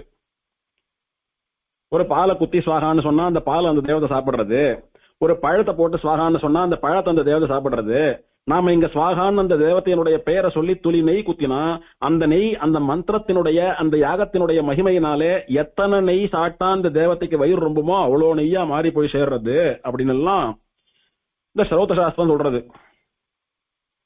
அப்படி அக்னியினாலே அந்த தேவத்தை ஆராதனை பண்ணி அந்த தேவதைக்கு என்னென்னலாம் நம்ம அஃபர் பண்ணணும், சமர்ப்பிக்கணும் அப்படின்னு நினைக்கிறோமோ அதெல்லாம் சுவாகா சுவாகான்னு ஹவிஸ் அப்படின்ற பெயர்ல சாக்ரிஃபைஸ் பண்ணி இப்ப நாம பக்தியோடு அந்தந்த மந்திரத்தோடு சொன்னதுனால சாஸ்திரப்படி சொன்னதுனால எல்லாத்தையும் வாங்கிட்டு அந்த தேவத்தை ரொம்ப சந்தோஷமா நிக்கிறது. உனக்கு என்ன வேணும் அப்படின்னு கேட்டா நீ முதல்ல நேரவா உன்னை சேவிக்கணும்னு பிரார்த்திக்கிறோம். நேரம் வர்றது என்ன வரம் வேணுமோ கேட்கிறோம். அது அப்படியே ஆகட்டும் ததாசுன்னு கொடுத்துட்டு போறது. அப்ப இவன் யாகம் பண்ணதுக்கான பலன் கிடைக்கிறது. அது போக இந்த யாகம் பண்ணினா ஸ்வர்க்கத்துல இடம் உண்டு, இந்த யாகம் பண்ணினா இந்த லோகத்திலே இடம் உண்டுன்னு சில விசேஷமான பலன்கள் உண்டு. அதுவும் ஆடட் அட்வான்டேஜா இந்த யாகம் பண்ணக்கூடிய எஜமானனுக்கு வரும். இதுதான் கான்செப்ட் அங்க. இப்ப உத்தர வேதின்னு சொல்லக்கூடியது இந்த யாக குண்டத்திலே வடக்கு பாகத்திலே இருக்கக்கூடியதான வேதி. எல்லா வேதிகளை விட அது வசந்த வேதி. அங்கதான் யாகத்துக்கு மூல புருஷனா யார சேவிக்கணும்னு இவர் யாகம் பண்றாரோ அந்த பெருமாள் ஸ்ரீமன் நாராயணனை பிரதிஷ்டை பண்ணக்கூடிய கும்பம் வைக்கக்கூடிய இடம் அது. அது உத்தரவேதி. அது அஸ்திகிரி மலைக்கு மேல இருக்கணும்னு நன்னா யோசிச்சு பாருங்க. அப்ப எவ்வளவு பெரிய யாகசாலையா இருக்கும் அது. நாம இப்பெல்லாம் கோவிலுக்குள்ள பாக்குற சின்ன பவித்ரோத்சவ யாகசாலை மாதிரியோ ஒரு சம்பரோஷணத்துக்கு ஓலக்கொட்டா போட்டு பின்ற யாகசாலை மாதிரியோ கிடையாது. இப்ப காஞ்சிபுரம் கோவிலே எவ்வளவு பெருசா இருக்கு. அப்ப கோவில்லாம் கட்டுறதுக்கு முன்னாடி பெருமாள்லாம் அங்க வரத்துக்கு முன்னாடி காஞ்சிபுரம் எவ்வளவு பெரிய பறந்து விரிந்த நகரமா இருந்திருக்கும். அதுல அனந்த சரஸ்க்கு தெற்கு கரையில யாகசாலை இருக்கணும், மலை மேல உத்தரவேதி இருக்கணும். அப்படின்னா இப்பவே மலையும் அனந்த சரஸும் எவ்வளவு தூரத்துல இருக்கு. அப்ப எப்படி இருந்திருக்கும். இப்ப அவ்வளோ பெரிய யாகசாலை, அத்தனை பேர் உட்கார்ந்து சுத்தி ஆடியன்ஸா சேவிக்கிறா, பக்தாலா சேவிக்கிறா. அவ்வளோ பெரிய யாகசாலை அங்க உத்தரவேதி நிர்மாணம் ஆயிடுத்து. அதுல பெருமாள் ஆவிர்வவிக்க போறார். நான் இவாய்வாளுக்கெல்லாம் சொல்றேன். தேவர்கள், முனிவர்கள், கந்தர்வர்கள், சித்தர்கள், சாரணர்கள், யக்ஷர்கள், கிண்ணறர்கள், மனுஷா இத்தனை பேருக்கும் சொல்றேன். அவெல்லாம் அகாமடேட் ஆனோம். எல்லாரும் அவாவா குரூப்போட உட்கார்ந்து சேவிக்கணும் யாகத்தை. எல்லாரையும் கூட்டா போனா அங்க நிக்க முடியல, யாரையும் உள்ள விட மாட்டேன்றான்னு வருத்தப்பட்டு போக கூடாது. எல்லாருக்கும் தகுந்த இடம் ஆடிட்டோரியம் போல கேலரி போல இருக்கணும். எல்லாம் பாத்துக்கோ. அதுக்கேத்த மாதிரி ஆச்சரியமா தேவலோகம் போன்றதான ஒரு நகரத்தை விஸ்வகர்மா நிர்மாணம் பண்ணினான். அந்த மாதிரி நகரத்தை இது வரைக்கும் விஸ்வகர்மாவே வேற எங்கேயும் நிர்மாணம் பண்ணதே கிடையாது. அப்படி நிர்மாணம் பண்ணினானா. Super speciality டிசைனோட பண்ணினானா. அதனாலதான் காளிதாசன் வர்ணிக்கிறச்ச நகரேஷு காஞ்சி, நகரம் அப்படின்னா காஞ்சிபுரம் தான், அதுக்கு சமானமான ஒரு நகரம் கிடையாது, அதுக்கு மேல ஒரு நகரம் கிடையாதுன்னு சொன்னதுக்கு காரணம் அத்தனை ஆச்சரியமா விஸ்வகர்மா அந்த நகரத்தை டிசைன் பண்ணினது, நிர்மாணம் பண்ணினது தான் காரணம். இப்படி பிரம்மாவினுடைய ஆக்னிப்படி விஸ்வகர்மா தேவலோகம் போன்றதான நகரத்தை காஞ்சிபுரத்திலே நிர்மாணம் பண்ணிட்டான். ஹஸ்திகிரி மலை இருக்கு பாருங்க, அந்த மலையை செதுக்கி அதுக்கு நடுவுல உத்தரவேதின்னு சொல்லக்கூடிய மேடையையும் சமைச்சாயிடுத்து. யாகசாலையும் அனந்தசரஸ்னுடைய தெற்கு கரையிலே நிர்மாணம் பண்ணியாயிடுத்து. எல்லாம் பண்ணிட்டு கிளையண்ட் சாட்டிஸ்பாக்சன் ஒண்ணுமோ இல்லையோ பிரம்மாவை கூட்டு காட்டுறான். சுவாமி நீங்க சொன்னதுபடி நான் எல்லாத்தையும் பண்ணிவிட்டேன், உங்க மனசுக்கு பிடிச்ச மாதிரி இருக்கா பாருங்க, ஏதான கரெக்ஷன் பண்ணணுமா ஆல்ட்ரேஷன் பண்ணணுமான்னு கேட்கறான் விஸ்வகர்மா. பிரம்மா பார்த்தார், நான் எப்படி இருக்கணும்னு ஆசைப்பட்டனோ அதை விட பல மடங்கு ரொம்ப நன்னாவே பண்ணிருக்கீங்க, ரொம்ப சந்தோஷம். நீங்களும் பூர்ணமா இந்த யாகத்தை இருந்து கண்டு கழிச்சு சேவிச்சுட்டு பெருமாள் அனுகிரகத்தை வாங்கிட்டு தான் போனோம் அப்படின்னு விஸ்வகர்மாவுக்கும் பிரம்மா இன்விடேஷன் கொடுக்க, சரின்னு விஸ்வகர்மாவை யாகத்துல கலந்துக்கிறார். இதுக்கு அடுத்த ஸ்டெப் என்ன பண்ணணும், ரிஷிகளை எல்லாம் கூட்டு நிக்க வச்சு நிறைய யாகங்கள் பண்ணி வைத்த ரிஷிகள் யாரெல்லாம் இருக்காளோ அவள்லாம் அப்படியே கும்பலா கோஷ்டியா நிக்க வச்சு எல்லாரையும் சேவிக்கிறார் பிரம்மா. சுவாமி, அஸ்வமேத யாகம் அப்படின்னு சொல்லக்கூடியது இந்த யாகத்துக்காக நேர்ந்து விட்ட ஒரு யாக குதிரையை அதுக்குரிய மந்திரங்கள் பிரயோகங்கள் எல்லாம் சொல்லி பண்ண வேண்டிய காரியத்தை எல்லாம் பண்ணிட்டு அந்த பூர்வாங்கமான காரியங்களை எல்லாம் பண்ணிட்டு அந்த குதிரையை அப்படியே ஓட விடணும், அதை அப்படியே ஊரை சுத்திட்டு கடைசியா இங்க வந்து சேர்ந்தா விட்டு யாகத்தை பண்ணணும். அதுக்கு அஸ்வமேத யாகம்னு பெயர். அதனால உங்களுடைய ஆசீர்வாதத்தோட உங்களுடைய நியமனத்தின்படி உங்களுடைய அனுமதியோடு கூட அந்த யாக குதிரையை நான் வந்து அப்படியே ஓட விடுறேன். அந்த யாக குதிரை திரும்ப வந்துடுத்துனா நல்லபடியா தேவதைகள் எல்லாம் அழிச்சு யாகத்தை தொடங்கிடலாம் அப்படின்னு பிரார்த்தனிச்சுண்டு அவளுடைய அனுமதியை வாங்கிட்டு யாக குதிரையை விடுறார். அந்த யாக குதிரை போய் சுத்திண்டு திரும்ப பிரம்மா இருக்கிற இடத்துக்கு வந்து சேர்ந்தது. சேர்ந்த உடனே நல்ல சகுனம், போன குதிரை திரும்பாம இருந்ததுன்னா யாகம் பண்ண முடியாது, நல்லபடியா திரும்ப வந்துடுத்து யாகத்தை ஆரம்பிச்சிட வேண்டியதுதான். இப்போ உத்தமமான ரிஷிகள் யாரெல்லாம் இருக்காலோ ரிஷிகள் எல்லாருமே யாகம் பண்ணவா, யாகம் பண்ணி வச்சவா.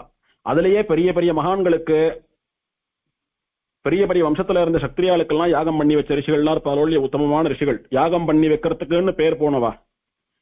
அவளையெல்லாம் செலக்ட் பண்ணி வச்சுட்டு இருக்கார் பிரம்மா. அவளையெல்லாம் மகான்களான அந்த ரிஷிகளை எல்லாம் நீங்க தான் யாகம் பண்ணக்கூடிய வாத்தியார்களா இருக்கணும்னு பிரார்த்திக்கிறார். ஒரு யாகம் பண்ணணும்னா அதுல நிறைய பொசிஷன்ஸ் உண்டு, நிறைய பதவிகள் உண்டு. ரித்விக்குகள் அப்படின்னு பெயர். அவா ஒரு கணம்னா ஒரு குரூப். ஹோதா அப்படின்னு சொல்லக்கூடிய குரூப் ஒண்ணு, அத்வரியூன்னு சொல்லக்கூடிய குரூப், அவாதான் சுவாகா சுவாகான்னு சொல்லி நெய்யை சமர்ப்பிக்கிறவா. உத்காதான்னு சொல்லக்கூடிய ஒரு குரூப். பிரம்மான்னு சொல்லக்கூடிய ஒரு சிங்கிள் பர்சன். இந்த பிரம்மான்னு சொல்லக்கூடியவர் எல்லாம் சரியா நடக்கிறதா அப்படின்னு பாப்பர். சொல்ல வேண்டிய மந்திரங்கள் எல்லாம் சரியா சொல்றாளா, பண்ண வேண்டிய ப்ரொசீஜர் எல்லாம் கரெக்டா பண்றாளா, எந்தெந்த சமயத்துக்கு எந்தெந்த வேத பாகங்களை பாராயணம் பண்ணணும்னு வேத பாராயணம் பண்றவெல்லாம் கரெக்டா பண்ணிட்டு இருக்காளா அப்படின்னு இருந்து பாக்குறவர். ஏதான தப்பு நடந்தா அதை வந்து திருத்தக்கூடியவர். அவர் வந்து பிரம்மான்னு பெயர், சூப்பர்வைசர். அவருக்கு எல்லா வேதமும் தெரிஞ்சிருக்கணும். மற்றவளுக்கெல்லாம் அவ என்னென்ன காரியம் பண்றாலும் அந்த காரியம் மட்டும் நன்னா ஃபிங்கர் டிப்ஸ்ல வச்சுட்டு இருந்தாலானா போறோம், அவ காரியம் ஆயிடும். இந்த பிரம்மான்னு சொல்லக்கூடியவர் யாகத்துல எத்தனை குரூப் கணங்கள் உண்டோ, எத்தனை பொசிஷன்ஸ் உண்டோ அத்தனை பேருடைய வேலையும் நன்னா தெரிஞ்சிருக்கணும் அவருக்கு. யார் தப்பு பண்ணினாலும் நான் வெறுமை உட்கார்ந்துட்டு இருக்கேன், அவ தப்பு பண்ணிட்டா நான் என்ன பண்றது சுவாமின்னு சொல்லாம அவ என்ன தப்பு பண்ணினாலும் அதை கரெக்ட் பண்ணி அதை அவ சரியா பண்ணும்படியா பண்ணணும். அதனால அவருக்கு எல்லா ப்ரொசீஜரும் எல்லா மந்திரங்களும் எல்லா வேதங்களும் மனப்பாடமா மனசுல இருக்கணும் அவருக்கு. அப்பேற்பட்ட வசந்த சுவாமியை ஒரு சிரேஷ்டமான வித்வான மகானதான் பிரம்மாவா உட்காத்தி வைப்பார். அவரை பிரார்த்திச்சுண்டு அவருடைய அனுகிரகத்தின்படிதான் எல்லாம் நடக்கும். முதல் மரியாதை, முதல் சம்பாவனை, விசேஷமான தட்சிணை எல்லாம் அவருக்கு தான் அங்க. அப்படி ஒரு பிரம்மான்னு ஒருத்தர் தான் இருப்பார். அப்ப உபதிரஷ்டா அப்படின்னுட்டு அந்த பிரம்மாவுக்கு ஏதான ஒரு அசந்தர்ப்பம், அவருக்கு அசௌகரியம், இங்க போனோம் அங்க போனோம் வரணும், அப்ப வந்து நான் போயிட்டு வந்துடுறேன் நீங்க 12 இருங்கன்னு சொல்ல முடியாது. அங்க வேற யாரையான உட்காத்தி வச்சுட்டு போனோம். அவருக்கு உபதிரஷ்டான்னு பேரு. அவருக்கு ஒரு சூப்பர்வைசர் அசிஸ்டன்ட் மாதிரி. இத்தனை பேர் வேணும் யாகத்துக்கு. பிரம்மான்னு சொல்லக்கூடியவர் எஜமானர், யாகம் பண்ணிக்கிறவர். அவர் தான் பண்ணி வைக்கிறதுக்கு இத்தனை பேர் வேணும். இப்ப பெருமாள் திருமஞ்சனாருது ஒரு அர்ச்சகர் பண்ணிட முடியுமோ? ஒரு அர்ச்சகர் பிரதானமா பண்ணி வைக்கிறார். அவருக்கு தேவையான வஸ்து எல்லாம் எடுத்து கொடுக்கிற பரிசாரகர் ஒரு சுவாமி இருக்கார். அவருக்கு எடுத்து கொடுத்துக்கிறதுக்கு ஒரு சுவாமி இருக்கார். இப்ப பெருமாளுக்கு வஸ்திரம் எல்லாம் மாத்தணும், இன்னொரு அர்ச்சகர் கூட வந்து ஹெல்ப் பண்றார். சந்தனகா பானா விட்டு பெருமாளுக்கு சகசிரதாரையில திருமஞ்சன தீர்த்தம் சேர்க்கணும், சகசிரதாரையை பிடிக்கிறதுக்கு ஒரு சுவாமி. சங்கதாரையில ஜலம் கொட்டுறதுக்கு ஒரு சுவாமி, சக்கரதாரையில ஜலம் கொட்டுறதுக்கு ஒரு சுவாமின்னு எத்தனை பேர் கலந்து பகிர்ந்து பண்றா ஒரு காரியத்தை. அந்த மாதிரி இந்த யாகத்தை பண்றதுக்கு இந்த 16க்கும் மேற்பட்டவர்கள்லாம் ஒரு கோஷ்டியா இருந்துதான் பண்ணி வைக்க முடியும்.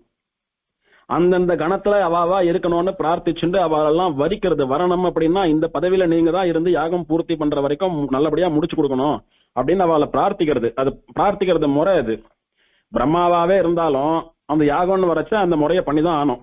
அந்த மாதிரி மரீச்சி மகரிஷி, அங்கிரஸ்னு சொல்லக்கூடிய மகரிஷி, அத்ரி மகரிஷி, வசிஷ்ட மகரிஷி, புலகர்னு சொல்லக்கூடிய மகரிஷி, வசூன்னு ஒரு ரிஷி, பராவசூன்னு ஒரு ரிஷி, கிரதூன்னு ஒரு ரிஷி, ஹாரீதர்னு சொல்லக்கூடிய ஒரு மகரிஷி, கன்வர்னு சொல்லக்கூடிய ஒரு மகரிஷி, கர்த்தம ரிஷி, ஷாதாதபர்னு சொல்லக்கூடிய ஒரு ரிஷி, சத்ய யக்னிர்னு சொல்லக்கூடிய ஒரு ரிஷி, தனூஜாக்ஷர்னு சொல்லக்கூடிய ஒரு ரிஷி, தித்திரின்னு சொல்லக்கூடிய ஒரு ரிஷி, ரைக்வர்னு சொல்லக்கூடிய ஒரு ரிஷி, அப்படின்னு மொத்தம் 16 மகரிஷிகள். இவெல்லாம் ரிஷிகள்லயே சிங்கம் போல இருக்கிறவெல்லாம். இவ 16 பேர் ரித்விக்குகளா, இந்த மந்திரோச்சாரணம் பண்ணுபவர்களா 16 பேரையும் நியமிக்கிறார். இந்த மரீச்சின்னு சொல்லக்கூடியவர் ஆகம சாஸ்திரங்கள், ஆலயத்திலே விமானம் கட்டுறது, ஆராதனம் பண்றது, இந்த சாஸ்திரங்கள் எல்லாம் கரை கண்டவர். அதுல நிறைய புஸ்தகங்கள் எழுதினவர். அங்கிரஸ்னு சொல்லக்கூடியவர் ஆங்கீரச பிரவரம்னு சொல்லக்கூடிய கிரந்தத்தை எழுதினவர். அந்த மாதிரி வசிஷ்டர், அத்ரி வாழ்லாம் சப்தரிஷிகள்ல ஒருத்தர். வசிஷ்டர் சாட்சாத் சக்கரவர்த்தி திருமகன் ஸ்ரீராமனுடைய குல புரோகிதர் அவர். கிரத்து அப்படின்னா யாகம் அர்த்தம். ஒரு ரிஷிக்கு கிரத்துன்னே பேர். அப்படின்னா என்னன்னா யாகம் பண்ணி பண்ணி யாகமாவே மாறிட்டாருன்னு சொல்றமோ இல்லையோ அந்த மாதிரி அத்தனை யாகங்கள் பண்ணினவர். ஹாரீதர்னு சொல்லக்கூடிய மகரிஷி ஹாரீத கோத்திரத்துக்கு மூலபுருஷர், பாஷகாருடைய கோத்திரத்துக்கு மூலபுருஷர் அவர். கன்வர்னு சொல்லக்கூடிய மகரிஷி வேதங்களை சாக்கையா பிரிச்சவர் அவர். கர்த்தமர்னு சொல்லக்கூடிய ரிஷி பிரஜாபதியாக பதவி வகித்தவர். சத்திய யக்னிர்னு சொல்லக்கூடிய ரிஷி நிறைய யக்னியங்களை சத்தியமாவே பண்ணினவர். அதாவது சத்தியத்தையே யக்னியமா பண்ணினவர்னு ஒரு அர்த்தம். அதே மாதிரி எந்த யக்னியம் அவர் பண்ணணும்னு ஆரம்பிச்சாலும் எதுவும் பாதியில நின்னதே இல்லை, பரம பூர்ணமா தான் முடிச்சிருக்காரு. அதை எடுத்தா வெற்றிகரமா யாகத்தை முடிச்சுட்டு தான் அந்த இடத்த விட்டு எழுந்துப்பார். அப்பேற்பட்ட ரிஷி. அவருக்கு சத்திய யக்னியர்னே பெயர் அவருக்கு. ரைக்வர்னு சொல்லக்கூடியவர் நல்ல வேதாந்த ஞானம் கைப்பற்ற ஞானி. அவர் மாதிரி ஒரு பிரம்மஞானி பார்க்க முடியாது. வேதங்கள்ல நிறைய இடத்துல ரைக்வர் பத்தின பெருமைகள்லாம் பேசப்படுறது. இப்ப ஏற்பட்ட வசந்த சிங்கங்களா இருக்கக்கூடிய 16 பேரை ரித்விக்குகளா பிரம்மா வரிக்கிறார். ஹோதான்னு சொல்லக்கூடிய பதவியில தேவகுருவான பிரகஸ்பதியை பிரார்த்திச்சு அவரை வரிக்கிறார். அதுல வசிஷ்ட மகரிஷியா அத்வரியுவா வரிக்கிறார். அவர் தான் இருக்கிறவாள்ல பெரிய ரிஷி. அவர் தான் யாகம் பண்ணி வைக்கணும்னு அத்வரியுவா வரிக்கிறார் அவரை. அதுல சத்திய யக்னர்னு சொல்லக்கூடியவரை உத்காதாவா வரிக்கிறார். எல்லார காட்டிலும் வசந்தவரா முதல்ல சொல்லப்பட்ட மரீச்சியை பிரம்மாவா வரிக்கிறார். பிரம்மாவோட யாகத்திலேயே பிரம்மாவா உட்கார்ந்த ஸ்பெஷாலிட்டி மரீச்சிக்கு தான் உண்டு. ஒரு சார்த்தம் நடக்கிறதுனா கூட பிரம்மான்னு ஒருத்தர் உட்கார வைக்கணும். எல்லாம் சரியா நடக்கணும், தப்பா நடந்துடக்கூடாது. வந்த பித்ரு தேவத்தை பூரண திருப்தியோட போகணுன்றதுக்காக சிராத்தத்திலே எல்லா கிரமமும் தெரிந்த ஒரு சுவாமியை பிரம்மாவா உட்காத்தி வச்சு அவருக்கு சம்பாவனை பண்றோம். அந்த மாதிரி நிறைய வைதிக காரியங்களுக்கு பிரம்மான்னு சொல்லக்கூடியவா அவசியம் தேவை. அது சாஸ்திரமே சொல்றது, ஒரு பிரம்மாவை வச்சுட்டு பண்ணுங்க அப்படின்னு. சரி, மரீச்சி இருக்கார். மரீச்சி இங்க போனோம் அங்க போனோம், அனுஷ்டானம் பண்ணணும், சந்தியாவந்தனம் பண்ணணும், அவர் ஜபம் பண்ணணும், அவர் திருவாராதனம் பண்ணணும். அந்த சமயத்துல யார் இருப்பாங்க அப்படின்னா அவருக்கு சமானமான ஒரு ரிஷியை உட்கார வைக்கணுமோ இல்லையோ. தர்மசாஸ்திர கிரந்தங்களையெல்லாம் பண்ணினா யாக்ஞவல்கர்னு சொல்லக்கூடிய ரிஷியை உட்காந்து வைக்கிறார். இந்த யாக்ஞவல்கர் யாரு? பிரம்மாவை நோக்கி தபஸ் பண்ணி பிரம்மா நேர வந்து அஷ்டாங்க யோகத்தை பிரம்மாவிடத்திலேயே உபதேசம் பெற்றுக்கொண்ட பெரிய ரிஷி. இந்த மாதிரி மகான்களா பார்த்து பார்த்து பார்த்து பார்த்து இந்த அத்வரியு கணத்தை, ரித்விக்கு கணத்தை, யாகம் பண்ணி வைக்கக்கூடிய சுவாமிகளுடைய கணத்தை பிரம்மா ஏற்பாடு பண்ணினார். சுத்தி தேவர்கள்லாம் ஒரு 33 கோடி தேவர்களும் ஒரு குரூப்பா உட்கார்ந்துட்டு இருக்கா. பித்ரு லோகத்திலேருந்து வந்த பித்ரு தேவதைகள்லாம் ஒரு பக்கம் உட்கார்ந்துட்டு இருக்கா. சித்த புருஷாலாம் ஒரு பக்கம் உட்கார்ந்துட்டு இருக்கா. இந்த பூலோகத்திலே இருக்கக்கூடிய பிராமணர்கள்லாம் ஒரு பக்கம் நிக்கிறா. பிரம்ம நிஷ்டர்களா தபஸ் பண்ணிட்டு இருந்த ரிஷிகள் எல்லாம் கூட எத்தனையோ காலமா தபஸ் பண்ணிட்டு இருக்கோம், பெருமாள் இன்னும் வரல, ஆனா ஒரு யாகத்துக்கு பெருமாள் வர போறாருன்னு தெரிஞ்சுட்டு சீக்கிரம் பெருமாளை சேவிக்க போறோன்ற சந்தோஷத்தோட பிரம்மனிஷ்டாலாம் ஒரு பக்கம் கோஷ்டியா உட்கார்ந்துட்டு இருக்கா. இப்படி இத்தனை மகான்கள் சூழ அஸ்வமேதையாக ஆச்சரியமா தொடங்குறது. இந்த பிரம்மா இருக்கிறானே அவனுக்கு வேதத்திலே கஹா என்று பெயர். அவனாலே அஞ்சிதம், அதாவது ஆராதனம் இங்கு பண்ணப்பட்டது. அந்த கான்னு சொல்லக்கூடிய பிரம்மாவாலே ஹரியானவர் பெருமாளானவர் இங்கு ஆராதிக்கப்பட்டார். அதனாலே இந்த புண்ணிய கஷேத்திரத்திற்கு கஹா அஞ்சி என்று காஞ்சி என்று பெயர் வந்தது அப்படின்னு இந்த சரித்திரத்தை சங்கிரகமா சொல்லி முடிக்கிறார். நாரதர் பிருகுவுக்கு சொல்லி முடிக்கிறார். இதுல விஷயம் என்னன்னா, மனசை எப்படி அடக்கிறதுன்னு பிருகு கேள்வி. என்னாலேயே மனசை அடக்க முடியல, நான் என்னென்ன கஷ்டங்கள்லாம் பட்டேன், எப்படியெல்லாம் என்னென்ன சிச்சுவேஷன் எல்லாம் ஓவர் கம் பண்ணி என் மனசை அடைக்கணும்னு நாரதர் சொல்றார். என்னை விட்டுடு, எனக்கு அப்பாவும் ஆச்சாரியனா இருக்கக்கூடிய பிரம்மாவுக்கே மனசு அடக்க முடியாத ஒரு கஷ்டம் வந்தது, அப்பா அவர் என்னென்னலாம் பண்ணார் அப்படின்னு அவருடைய பிளாஷ்பேக் எல்லாம் சொல்லி அதுக்கான வழி அஸ்வமேத யாகம் பண்றதுன்னு சொல்லிட்டார். பிரம்மா அப்படி அஸ்வமேத யாகம் பண்ணி தான் மனசை ஒருநிலைப்படுத்தி தபஸ் பண்ணி யாகத்தை பூர்த்தி பண்ணி பெருமாள் வந்தார்னு சொல்லிட்டார். என்னதான் டெக்னிக்கலா கேட்கிற கேள்விக்கு பதில் வந்துட்டாலும், அவர் ரிஷியாகவே இருந்தாலும், பகவானுடைய அனுபவம்னு சொல்லக்கூடியது எல்லாருக்கும் ஊனு மொழியோ. சக்கரை பொங்கலை குழந்தைகள் தான் சாப்பிடணும், பெரியவாளுக்கு சக்கரை பொங்கல் வாண்டான் இருக்கான்னா, வியாதிஸ்தாலா சக்கர வியாதிக்காராளா இருந்தாலும் கூட ஸ்வீட்டை பார்த்தா சாப்பிடணும்னு நாக்கில் வச்ச விடுறது இல்லையோ. அந்த மாதிரி யாகமும் தபஸும் பண்ணக்கூடிய ரிஷியாகவே இருந்தாலும் பகவானுடைய அவதார கதை, பகவான் அவதரித்த வரலாறு இதெல்லாம் கேட்கணும், பகவத் அனுபவம் பண்ணணும் அப்படின்னா அந்த ரிஷியும் ஆசைப்படுறார். நாரதரும் சொல்றதுக்கு ஆசைப்படுறார், பிருகுவும் கேட்கறதுக்கு ஆசைப்படுறார். எப்பவோ நடந்த இந்த விஷயத்தை பிரம்மாவும் நாரதருக்கு சொல்லி இருக்கார். இப்படி இந்த ஸ்தல புராணங்கள் எல்லாம் பார்த்தா இவ அவருக்கு சொல்ல, அவ இவருக்கு சொல்ல, இவர் அவருக்கு சொல்ல, கடைசியா நான் கேட்டது உனக்கு சொல்றேன் அப்படின்னு இது ஒரு பரம்பரையா வந்துட்டு இருக்கோம். எதுக்கு இத்தனை பேருக்கு மாத்தி மாத்தி சொல்றா, ஒரு முறை சொன்னா போறாதா அப்படின்னா, எல்லாருக்கும் சொல்லணும்னு ஆசை, கேட்கணும்னு ஆசை. அப்படி பெரிய பெரியவாள்லாம் கூட சொல்றதுக்கும் கேட்கறதுக்கும் ஆசைப்படக்கூடிய தகுதியை உடைய ஒரே விஷயம் அப்படின்னா பகவானுடைய சரித்திரம். அது அந்த பகவானுடைய சரித்திரம் நம்முடையதான பாவங்களை எல்லாம் அழித்து நம்ம அப்படி நிர்மலமாக்கும், அவனிடத்திலே சீக்கிரமா நம்மளை கொண்டு சேர்க்கும் என்பதனாலே அந்த சரித்திரத்தை சொல்றதுக்கும் கேட்கறதுக்கும் ஆசைப்படுறா. இப்படிதான் ஸ்தல புராணம் ஆரம்பிக்கிறது. இது முதல் அத்தியாயத்தினுடைய சாரம். உத்தரவேதி செய் என்று உரையணங்கு இறை உரைத்தான். காஞ்சி நகர நிர்மாணம் ஆயிடுத்து, யாகசால நிர்மாணம் ஆயிடுத்து, உத்தரவேதின்னு சொல்லக்கூடிய பெருமாள் எங்க ஆவிர்வதிக்க போறாரோ, பெருமாள் எங்க தோன்ற போறாரோ அந்த இடமும் நிர்மாணம் ஆயிடுத்து. எல்லாருக்கும் இன்விடேஷன் கொடுத்தாச்சு, குதிரையை ஓட விட்டாச்சு, குதிரை திரும்பி வந்துடுத்து, எல்லாரையும் வரிச்சாச்சு, யாகம் தொடங்க போறது.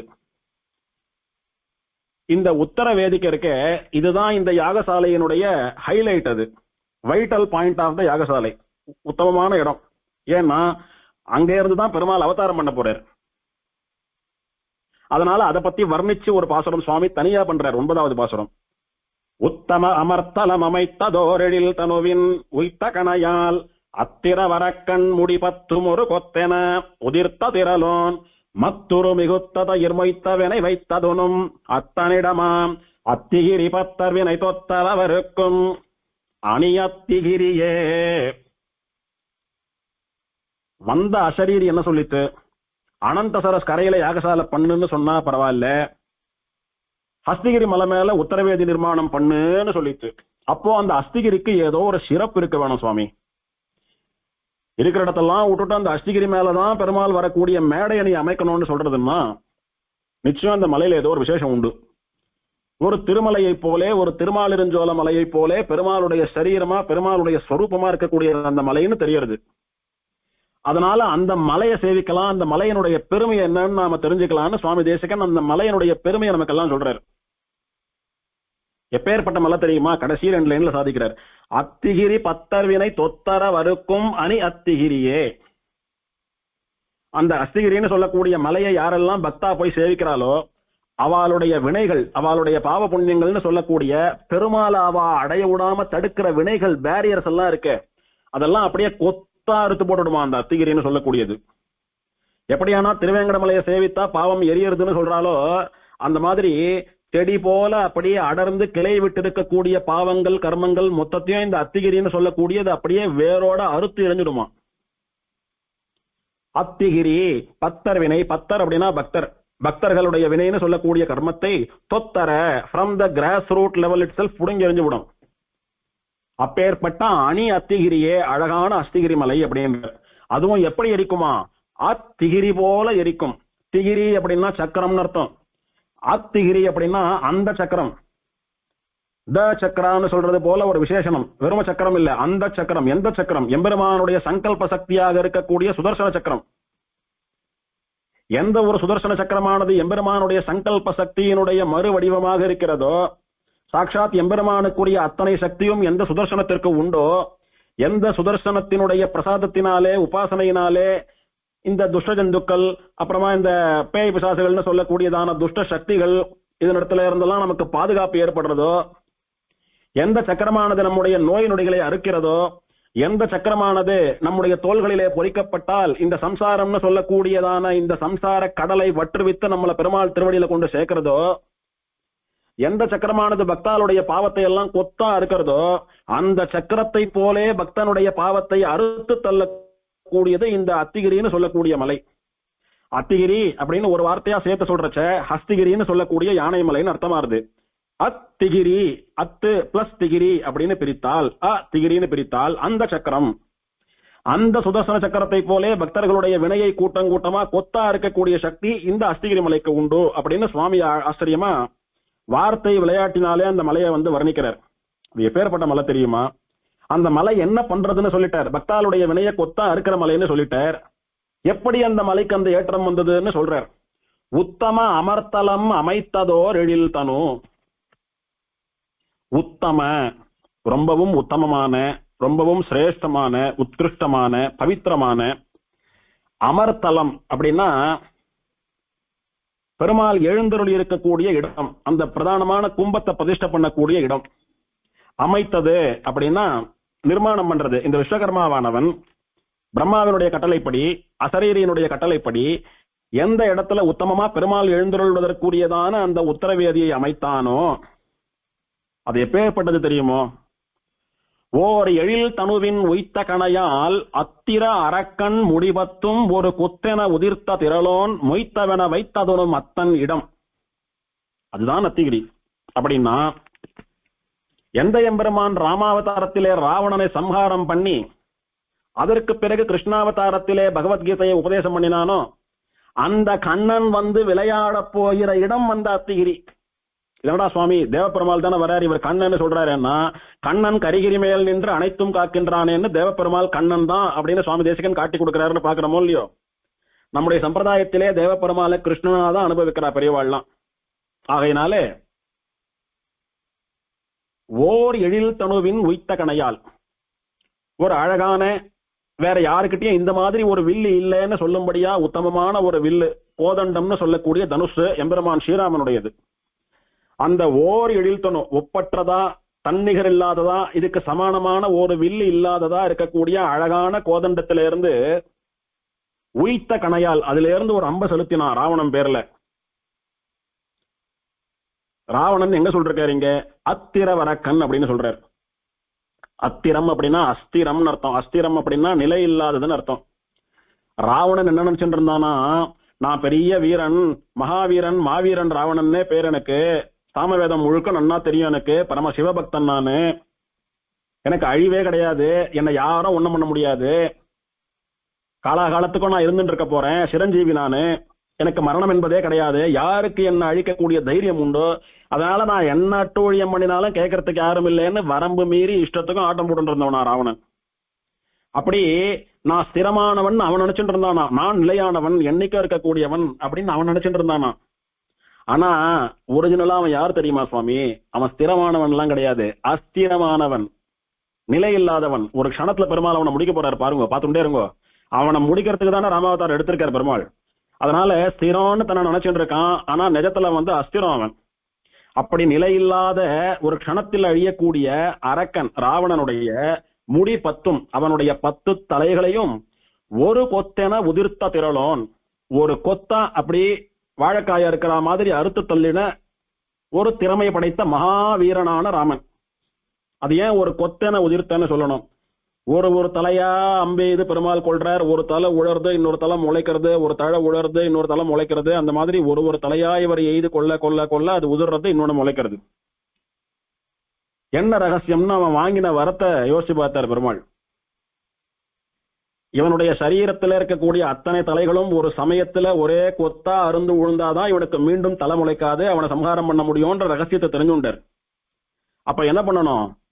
எப்படி வந்து ஒரு வில்லால 7 மராமரங்களை எய்தாரோ அது போல ஒரு வில்லாலே அவனுடைய 10 தலையும் ஒரு கொத்தா அறுத்து தள்ளிடணும். திராட்சை கொத்தா இருக்கிறாப்புல இருக்கணும். பிற்காலத்துல 10 தலைய வந்து திடீர்னு ஒரு தலைய ஒரு அம்பால கொண்டவன ஒருத்தனை போய் திடீர்னு போய் ஒரே அம்பு தான் யூஸ் பண்ணணும், ஆனா 10 தலையும் கொத்தா வந்துடணும் அப்படின்னு சொன்னா அவனால முடியுமோ? அதுக்கு எவ்வளவு பிராக்டிஸ் இருக்கணும். அதனால ஒரு வில்லை கொண்டு 7 மராமரத்தையும் எய்து பிராக்டிஸ் எடுத்துக்கோ. நாளைக்கு 7+3 7ஓட சேர்த்து இன்னொரு 3 தலை சேர்த்து 10 தலையும் ஒரு கொத்தா அப்படியே உதிர்க்க வேண்டி இருக்கும். அதுக்கு இது முன்மாதிரியா ஒரு பிராக்டிஸா அமையட்டும்னு 7 மராமரங்களை ஒரு வில்லாலே எய்து பிராக்டிஸ் பண்ணிண்டா ராமன். அன்றெய்த ஒரு வில் வலவாவோ புனரே நின்ற மரமிரண்டின் நடுவே போன முதல்வாவோ புனரா நின்ற மரமேழ் அன்றெய்த ஒரு வில் வலவாவோ திணறார் மேகமெனக் களிறு சேரும் திருவேங்கடத்தானேன்னு நம்மாழ்வார் பாடுறாரோ இல்லையோ. அப்படி ராமன் ஒரு வில்லிலிருந்து புறப்பட்ட ஒரு அம்பை கொண்டு 7 மராமரங்களை ஒரே ஷாட்ல அடிச்சான். இந்த சிற்பம் திருப்பதியிலே கோவிந்தராஜ சுவாமி சன்னதியினுடைய ராஜகோபுரத்திலே நாம நுழையறச்ச நமக்கு இடது பக்கத்துல செதுக்கி வச்சிருக்கா. சக்கரவர்த்தி திருமகன் கையில கோதண்டத்தை வச்சுட்டு ஒரே ஒரு அம்பை விடுறார். ஒரே லைன்ல ஒரே ஈவன் ஷேப்ல இருக்கக்கூடிய 7 மரங்களை தொலைச்சுன்னு அந்த அம்பு அந்த பக்கம் வருது.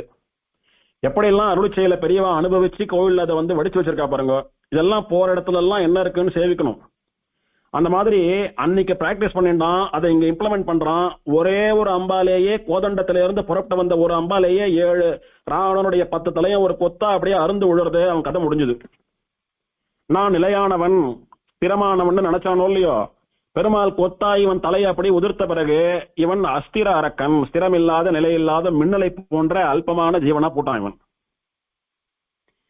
அப்படி ராவணனுடைய 10 தலைகளையும் பனங்கா கொலையை நறுக்கிறது போல ஒரே ஒரு ஷாட்ல கூட்டத்தில் என்ன பெருமான் இருக்கானே, வல்லமை உடைய திரளோன். திரளோன் அப்படின்னா நல்ல திறமையுடையவன்.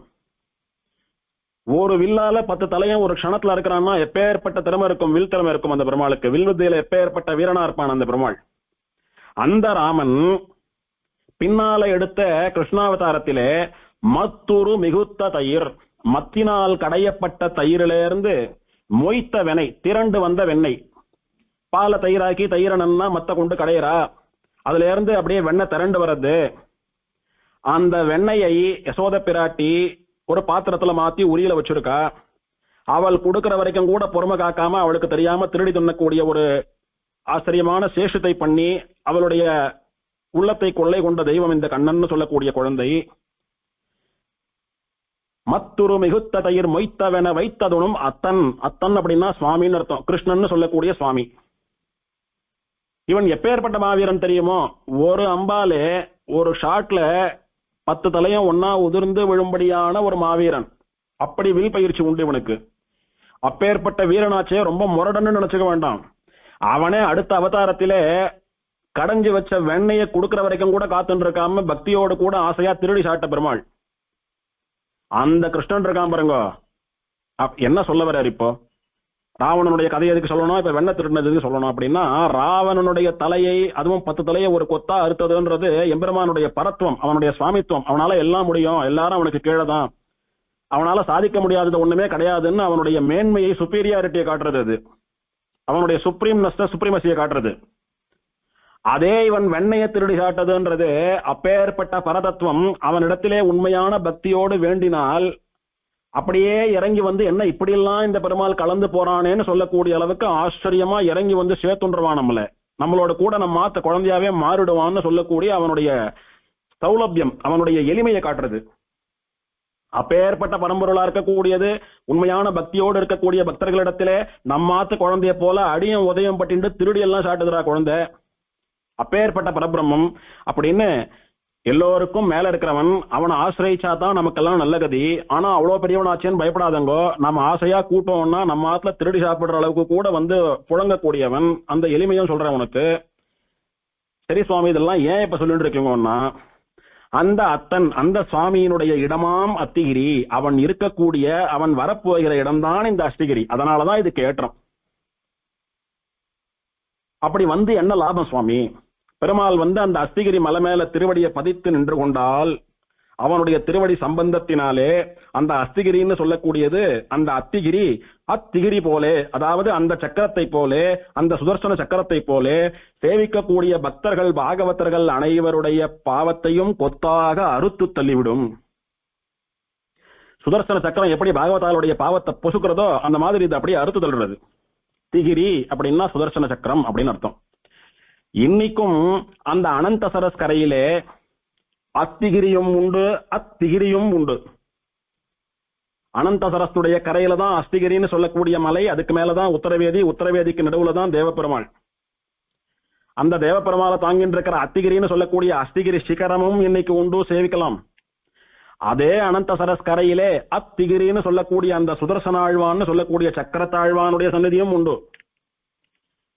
சக்கரத்தாழ்வாரே விசேஷமா சக்தி வாய்ந்தவர் அப்படின்னாலும் சில திவ்ய தேசத்து சக்கரத்தாழ்வார்களுக்குன்னு விசேஷமான சக்தி உண்டு. அங்க போனா பலிக்காத விஷயமே கிடையாது. அத்தனை வரப்பிரசாதியா விசேஷமான சாநித்தியத்தோடு இருக்கார் சக்கரத்தாழ்வார் சில இடங்கள்ல. எங்கெல்லாம்னு பார்த்தா இந்த தேவப்பெருமாள் சந்நிதி, திருமோகூர், அந்த மாதிரி இடங்கள்ல, ஸ்ரீரங்கத்துல இங்கெல்லாம் சக்கரத்தாழ்வாருக்குன்னு விசேஷ சாநித்தியம். ஏன்னா அத்தனை சுதர்சன யாகங்கள் பண்ணி பண்ணி பண்ணி பண்ணி அந்த சக்கரத்தாழ்வாரனுடைய சாநித்தியம் மற்ற இடத்துல விட விசேஷமா அங்க இருக்கு. அதனால என்ன பண்ணினாலும் அங்கெல்லாம் உடனே நிறைவேறது. அதுவும் இல்லாமல் சுவாமியினுடைய பாசுரத்தினாலே மங்களாதாசனம் பண்ணப்பட்டவர் அத்திகிரின்னு மலையை சொல்லியிருக்கார், அத்திகிரின்னு அவரையும் சொல்லிருக்கார். ஆகையினாலே சுவாமி தேசிகனாலே கொண்டாடப்பட்டவர் என்கிற ஏற்றமும் உண்டு. உங்களுடைய பாவங்கள் எல்லாம் கொத்தா அருந்து போனோமா, காஞ்சிபுரத்துக்கு போங்க, தேவப்பெருமாள் சன்னதிக்கு போங்க. ஒண்ணு அத்திகிரியை சேவித்தாலும் பாவம் போறது, அத்திகிரியை சேவிச்சாலும் பாவம் போறது.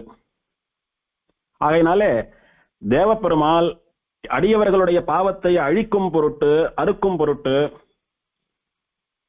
யார் தன்னை ஸ்திரமானவன் நினைச்சுண்டானோ அந்த அரக்கனை அஸ்திரமானவன் என்று நிரூபித்த பெருமாள், எல்லோருக்கும் தகுந்த பாடத்தை தகுந்த புத்தியை கற்பிக்கக்கூடிய பெருமாள், இங்க சர்வ சுலபனா வெண்ண திருடி சாப்பிடக்கூடிய குழந்தையாட்டமா உட்கார்ந்துட்டு இருக்கான்.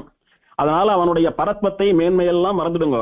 இவன் கண்ணன் தான் அப்படின்றத நினைச்சு ராமன் கிட்ட போறதுக்கு பயப்படுற மாதிரி, ராமன் கிட்ட போறதுக்கு ராவணன் பயப்பட மாதிரி பயப்படாதங்க. கண்ணன் கிட்ட யசோத முதலான கோபியர்கள் எல்லாம் நெருங்கி போனது போல இந்த தேவப்பெருமாளிடத்திலே அவனை சேர்த்து அணைத்துக் கொள்ளுங்கள். அவன் கண்ணன் தான், கண்ணன் தான், கண்ணன் தான் அப்படின்னு சுவாமி பல இடங்கள்ல சொல்றார். அதே சுவாமி கோபால வம்சத்தை முடிகிற சமயத்துல மம அந்திம பிரயாணே, என்னுடைய கடைசி யாத்திரையின் போது பெருமாள் கண்ணனாக மயிர் பீலியோடு கூட எனக்கு சேவை சாதிக்க வேண்டும்னு பிரார்த்தித்தாரோ இல்லையோ. இன்னைக்கும் சுவாமி தூப்புள்ள இருந்து புரட்டாசி சிரவணத்தன்னைக்கு தேவப்பெருமாளை மங்களாதாசனம் பண்றதுக்கு வரச்ச, மலைக்கு போய் மங்களாதாசனம் பண்ணிட்டு மலை இறங்குறச்ச தேவப்பெருமாள் அங்க ஆச்சரியமா மயில் பீலியோடு கூட சவரி சாத்திண்டு வேணுகோபாலன் திருக்கோலம் போன்ற ஒரு அழகான காட்சியோடு தான் பெருமாள் மலையில இருந்து இறங்குறார், சுவாமிக்கு சேவை சாதிக்கிறார். அந்த சேவையை சேவிச்சுட்டேதான் சுவாமி அப்படியே பிரியா விடை பெற்றுக் கொண்டு தூப்புல கிளம்புறார். அப்படி ஆச்சரியமா அங்க இருக்கக்கூடியவன் கண்ணன் தான், கண்ணன் கரிகிரி மேல் நின்று அனைத்தும் காக்கின்றானேன்னு சுவாமியே இன்னொரு பாசுரத்திலையும் சொன்னார். அப்பேற்பட்ட அத்திகிரி இருக்கிறது, அத்தன் இடமாம் அத்திகிரி, அந்த ராமனாகவும் கண்ணனாகவும் அவதரித்த சுவாமி, நாளைக்கு தேவப்பெருமாளா வரதனா ஆவிர்வதிக்க போற சுவாமி இருக்கானே அத்தன், அவனுடைய இடம் அந்த அத்திகிரி. அது அத்திகிரியை போலே, அந்த சுதர்சன சக்கரத்தை போலே அடியவர்களுடைய வினையை கொத்தாக அறுத்துவிடும். அப்பேற்பட்ட ஏற்றமுடையது. அதனாலே பிரபத்தியே தம் கிரிம் பிராயகான்னு திருவேங்கட மலையையே சரணாகதி பண்ணது போல இங்கு அத்திகிரி மலையையே சரணாகதி பண்றேன், சேவிக்கிறேன், நானும் சேவிக்கிறேன், நீங்களும் சேவிங்கோ. ஏற்கனவே முதல் பாட்டிலேயே வாழி அணி அத்திகிரி அப்படின்னு இந்த மலைக்கு மங்களாதாசனம் பண்ணி ஆயிடுத்து. ஏன் மலையை மங்களாதாசனம் பண்ணணும்ன்ற ஒரு கேள்விக்கு அந்த மலையினுடைய பெருமை இவ்வளவு, அதனால மங்களாதாசனம் பண்றேன்னு பதில் சொல்வது போல சுவாமி இந்த 9வது பாசுரத்திலே ஆச்சரியமாக அமைத்தார். இந்த பாசுரம் நித்தியானுசந்தானத்தில் இருக்கக்கூடிய பாசுரம். அதாவது திருவேங்கடமுடையானுக்கு கண்ணன் அடியினை எமக்கு காட்டும் வெறுப்புன்ற பாசுரம் சுவாமி தேசிகன் பண்ணினது, அது தினம் சொல்லிட்டு இருக்கோம். பெரிய பெருமாளுக்கு ஆறாத அருளமுதம் பதிந்த கோயில்னு சொல்லக்கூடிய பாசுரம், அதையும் தினம் சொல்லிட்டு இருக்கோம். அந்த மாதிரி தேவப்பெருமாளுக்கு இந்த உத்தம அமர்த்தலம்னு சொல்லக்கூடிய பாசுரம், அதையும் தினம் சொல்லிட்டு இருக்கோம். இது தேவப்பெருமாளுடைய மந்திர புஷ்பத்திலும் திருமஞ்சன கட்டியத்திலும் கூட உண்டு. விசேஷமா இந்த அஸ்திகிரி மலையை, ராமனை, கண்ணனை, அந்த கண்ணனே இங்கு தேவப்பெருமாளாக எழுந்தருளி இருக்கக்கூடிய தன்மையை, இந்த அஸ்திகிரி மலையானது அடியவர்களுடைய பாவத்தை கொத்தாக அறுக்கக்கூடியதை, இதையெல்லாம் சேர்த்து ஒரு பாசுரமா சுவாமி அனுசந்தானம் பண்ணியிருக்கிறதுனால எப்படியானா கண்ணடியினை பாசுரம் விசேஷமோ, ஆறாத அருளமுதம் பாசுரம் விசேஷமோ, அந்த மாதிரி இந்த பாசுரமும் ரொம்ப விசேஷம். பெருமாள் எழுந்தருளி இருக்கக்கூடிய மலை, பெருமாளுடைய முன்னாடி அவதாரங்கள், இப்ப இருக்கிற பெருமாளுடைய பெருமை, இந்த மலையினுடைய பெருமை, அதனுடைய மகிமை, இதெல்லாம் சேர்த்து அனுசந்தானம் பண்ணக்கூடியதான பாசுரம். உத்தம அமர்த்தலம் அமைத்ததோரெழில் தனுவின் வைத்த கனையால் அத்திரவரக்கண் முடிபத்தும் ஒரு கொத்தென உதிர்த்த திரலோன் மத்துரு மிகுத்த தயிர் மொய்த்தவென வைத்ததுனும் மத்தனிடமாம் அத்திகிரி பத்தர் வினை தொத்தரவருக்கும் அணி அத்திகிரியே. சீரார் தூப்புள் திருவேங்கடமுடையான் திருவடிகளே சரணம்.